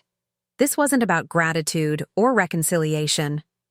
It was simply confirmation that agreements were being honored, obligations met. That was enough. I set the phone aside and returned my gaze to the cityscape. Somewhere out there, other women were facing betrayals similar to mine, discovering debts they didn't incur, untangling financial deceptions, rebuilding from ruins. Some would have resources and support. Others would face these challenges alone. My work with the Empowerment Network was aimed at reaching the latter group, offering both practical guidance and the simple assurance that survival was possible, that thriving was possible. The journey from that moment of devastation, staring, At the bank statement showing nearly $300,000 in debt, to this peaceful evening had been neither straight nor easy. There had been moments of doubt, of fear, of fury so intense it threatened to consume me. Nights spent awake strategizing next steps. Days when the magnitude of rebuilding my financial life seemed overwhelming. But each challenge overcome had reinforced an essential truth. I was more capable than I had ever given myself credit for. The skills I had allowed to atrophy during my marriage, decision-making, financial analysis, self-advocacy, had not disappeared, but merely lain dormant, ready to be reawakened when circumstances demanded. The loan officer position that had seemed like cosmic coincidence now felt more like destiny, the universe providing not a rescue, but an opportunity to rescue myself. To discover strengths long dormant, to reclaim power long surrendered. My new journal lay open on the side table, part of a practice I had begun 6 months earlier. Each evening, I recorded one observation, insight, or accomplishment. A ritual that helped me notice progress that might otherwise have gone unacknowledged. Tonight's entry would be about Mia's comment, about the profound privilege of helping someone else find their path to empowerment. Tomorrow, I would finalize the paperwork. On my new home, a 2-bedroom craftsman with a small garden where I plan to grow herbs and flowers. Next week, I would begin my director role at the bank, bringing fresh ideas for financial education initiatives alongside my risk assessment responsibilities. The following month, I would lead a workshop for women emerging from financially abusive relationships, sharing both technical knowledge and the emotional wisdom hard-earned through experience. My calendar stretched forward, filled with commitments of my own choosing, goals of my own setting. The future I was creating bore little resemblance to the one I had envisioned during my marriage. It was more meaningful, more authentic, and entirely my own. This was perhaps the most profound transformation of all, the shift from a life that happened to me to a life I actively shaped. From defining myself in relation to someone else to recognizing my inherent independent worth. As I prepared for bed, I caught my reflection in the bathroom mirror. The woman looking back at me wasn't just older than the one who had trusted blindly and paid dearly for that trust. She was fundamentally different, more grounded, more discerning, more confident in her own judgment. The woman whose husband had left her with crushing debt no longer existed. In her place stood someone stronger, wiser, and fully her own. Someone who understood that the greatest power doesn't come from controlling others, but from governing yourself, your choices, your finances, your future. That night, I slept peacefully, untroubled by regrets about the past or anxiety about what lay ahead. The journey hadn't ended, it never truly would, but I faced it now with confidence born of hard-won wisdom. No one could take from me what I refused to surrender. Not my financial security, not my self-worth, not my capacity to build something beautiful from the ashes of betrayal. I was the architect of my own restoration, and the foundation I had laid would support not just my future, but potentially the futures of countless other women who might find in my story the courage to reclaim their own. Part 11. Final Test. 18 months after Robert left me with crushing debt. Life had settled into a new normal that sometimes surprised me with its richness. My position as Director of Risk Assessment at First Capital had expanded to include developing financial literacy programs for the bank's community outreach initiatives. The modest home I had purchased, a 2-bedroom craftsman with morning sun in the kitchen, had become a true sanctuary. My workshops at women's shelters and community centers continued to grow in attendance and impact. The legal and financial aftermath of Robert's betrayal had largely resolved through Marion's skilled handling.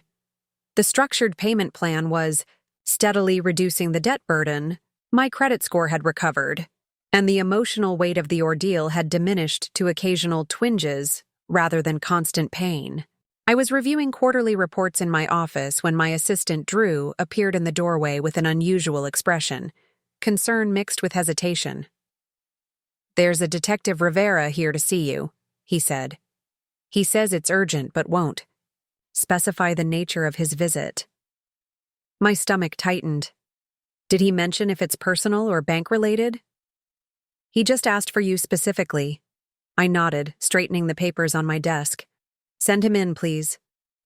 Detective Michael Rivera was a compact man with observant eyes and a deliberately neutral expression. He presented his credentials before taking the seat I offered. "Ms. Wilson, I'm investigating certain financial transactions associated with Wilson Consulting," he began without preamble. "Based on records we've obtained, several accounts bearing your name were used in what appear to be questionable transfers between 2022 and 2023. The calm I had cultivated over months of recovery threatened to fracture.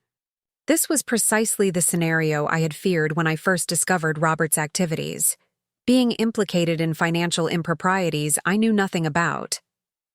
"These accounts were opened and operated without my knowledge or consent," I said, my voice steadier than I expected. "I discovered their existence only after my separation from Robert Wilson, at which point I took immediate steps to document the fraud and distance myself from these activities." The detective's expression revealed nothing. "Do you have documentation supporting this claim?" "Extensive documentation," I confirmed. "My divorce settlement includes a notarized statement from Robert acknowledging his unauthorized use of my identity, along with forensic accounting reports tracing the actual control of these accounts." Something shifted subtly in Rivera's demeanor, perhaps a slight relaxation around the eyes. "That would be extremely helpful to our investigation. May I ask what exactly you're investigating?" "Mr. Wilson and several associates are under investigation for money laundering and wire fraud. The case has been building for some time, but recent evidence has accelerated our timeline." My mind raced. Robert had been complying with the loan conditions, making his scheduled payments, seemingly rebuilding his business legitimately. Had it all been another deception? "I'll need to contact my attorney before sharing documentation," I said. "But I want to be clear that I had no knowledge of or involvement in any illegal activities." "That's perfectly reasonable," Rivera nodded. "And for what it's worth, your name came up primarily as a potential victim of identity theft, not as a suspect. Your ex-husband's former associate, Vanessa Parker, provided testimony that corroborates your lack of involvement." Vanessa. The name triggered a complex emotional response, residual anger at her role in Robert's betrayal, mixed with grudging appreciation for her eventual cooperation.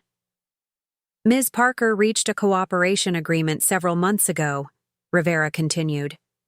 "Her information has been instrumental in untangling the financial structures Mr. Wilson and others established. I thought of the flash drive Vanessa had given me, the evidence I had leveraged to protect myself without fully exposing Robert's activities to authorities. Had Vanessa made a different calculation? After Detective Rivera left with my attorneys, contact information, I sat motionless at my desk, absorbing the implications. Robert was under active criminal investigation. The carefully negotiated arrangements I had established, the loan conditions, payment schedules, divorce settlement, could all be disrupted if he faced charges. My phone began ringing almost immediately. Robert's name flashed on the screen. I declined the call, needing time to process and strategize before engaging. Seconds later, a text appeared. "Police just left my office. We need to talk. Please." I forwarded the message to Marion without responding to Robert, then called her directly. "I just heard from Detective Rivera," she said when she answered. "I've been half expecting this. The structured conditions you established for Robert's loan created a paper trail of legitimacy that made the remaining illegitimate transactions stand out more clearly to investigators. Will my arrangements with Robert be compromised by this investigation?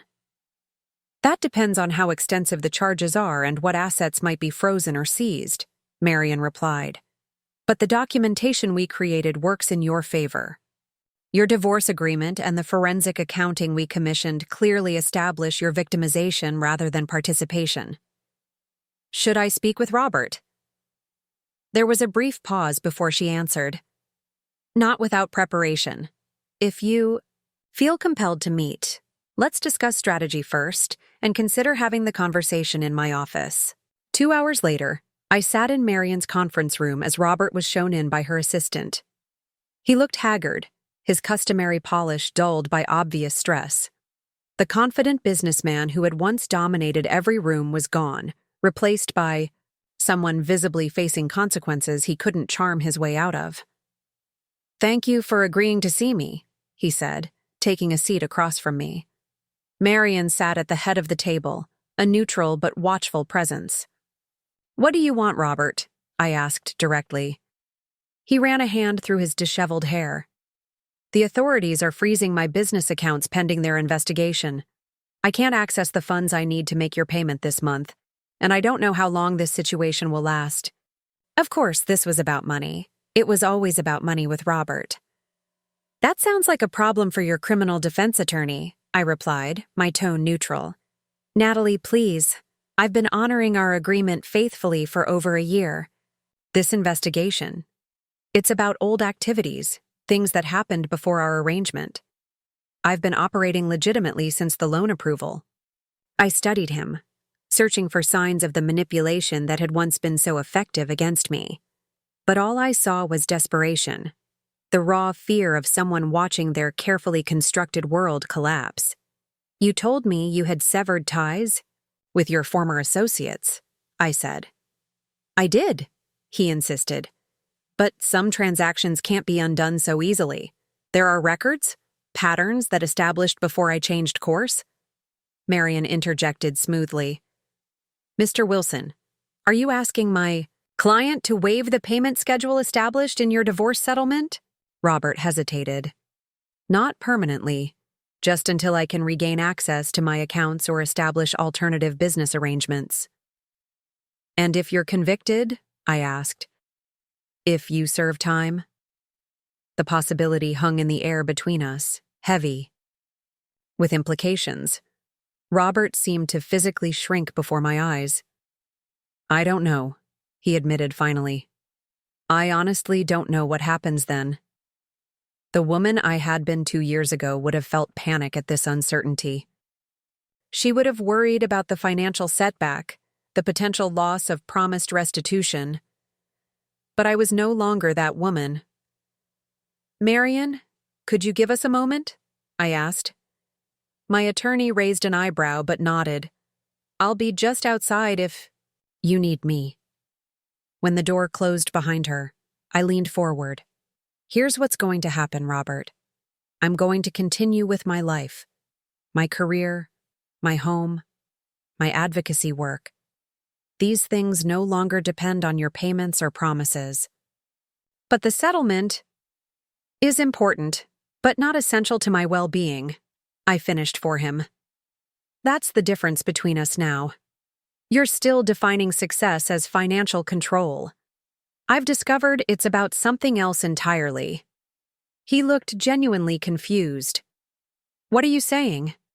"I'm saying that I won't waive the settlement terms. Those remain legally binding. But I also won't allow your current crisis to become mine. If payments are delayed due to asset freezes, we'll address that when the legal situation clarifies." "Just like that?" he asked, disbelief evident in his voice. "Just like that," I confirmed. "Your chaos doesn't have to become my chaos anymore. That's what financial independence actually means." As I spoke the words, I recognized their truth. Despite the potential disruption to the payment schedule, I felt no fear, no destabilizing anxiety. My financial security no longer hinged on Robert's actions or reliability. I had built safeguards, savings, and a career that could weather this storm. After Robert left, Marion returned with an appraising look. That was unexpected, but not unwise, I hope. "Actually, quite strategic," she replied. "You maintain the legal position while demonstrating psychological independence.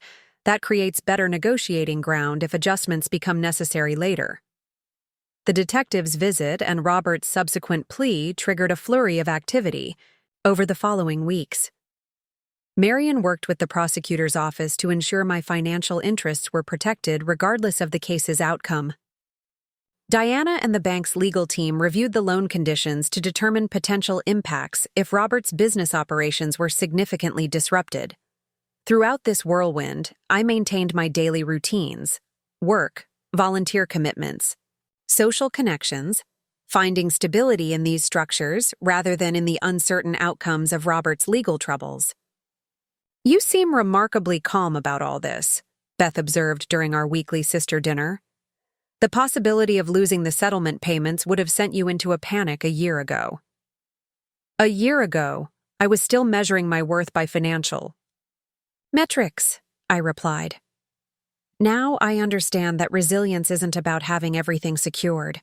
It's about knowing you can handle whatever comes, even if it's not what you planned for." The investigation proceeded with the methodical pace of complex financial cases.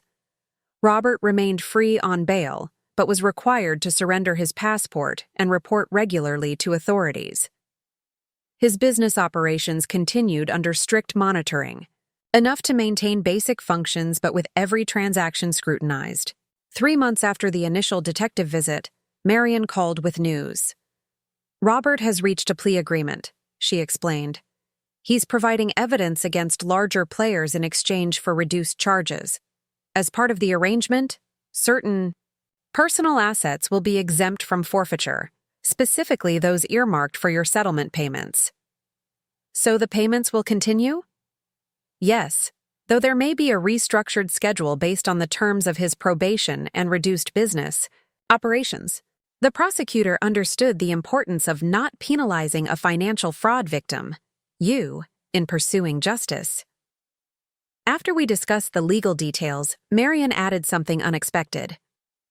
"This outcome is partly due to your approach, By establishing legitimate structures for Robert's business through the loan conditions, you created a framework that allowed for this resolution. If he had remained fully embedded in illegal operations, the case might have ended very differently." The irony wasn't lost on me. The constraints I had imposed on Robert, initially to protect myself and the bank, had ultimately provided him a path to lighter consequences than he might otherwise have faced.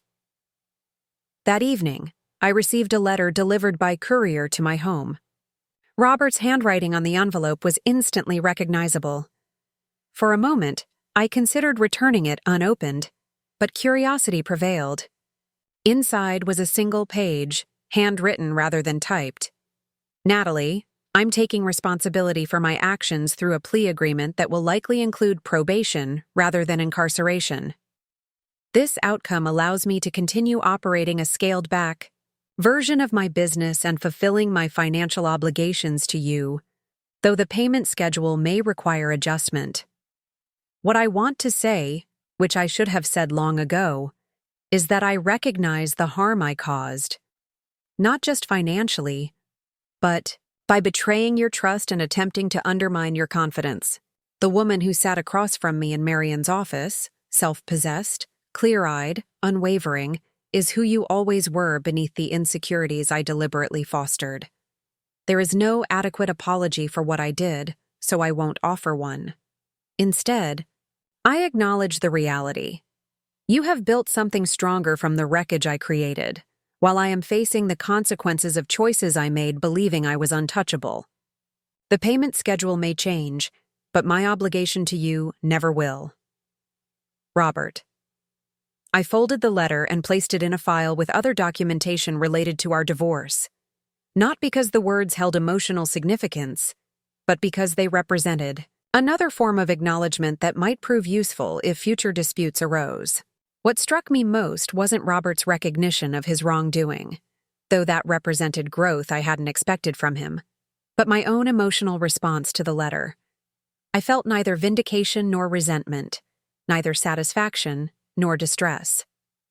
I felt primarily detachment. Robert's journey, like his approval or remorse, was no longer central to my story. Later that week, I met with the women's shelter director to discuss expanding our financial literacy program. As we reviewed curriculum materials, she commented on the comprehensive nature of the fraud protection module. Most programs just cover the basics, she said. This addresses sophisticated manipulation tactics that many educators don't even recognize. Those tactics are often dismissed as complex financial matters beyond the average person's understanding, I replied. That framing itself is a form of control, making financial knowledge seem inaccessible to maintain power imbalances. She nodded thoughtfully. You've turned your experience into something transformative for others. That's remarkably rare. Her observation stayed with me throughout the day. The investigation into Robert's activities had initially seemed like a threat, a potential disruption to the stability I had worked so hard to establish. Instead, it had become the final test of my transformation, proving that my rebuilt life could withstand even this challenge. The woman who had once been devastated by financial betrayal now faced potential payment disruptions with calm strategic thinking. The woman who had once defined her security through her husband's success now maintained her equilibrium despite his legal troubles. This was perhaps the most profound victory. Not that Robert faced consequences or acknowledged his wrongdoing, but that neither outcome determined my well-being. I had built something that stood independent of his actions, his choices, his fate. That night, I updated my journal with a simple entry. Today, I realized the final link in the chain has broken. What happens to Robert, good or bad, no longer defines any part of my life. Freedom isn't just financial after all. Up next, you've got 2 more standout stories right on your screen. If this one hit the mark, you won't want to pass these up. Just click and check them out. And don't forget to subscribe and turn on the notification bell so you don't miss any upload from us.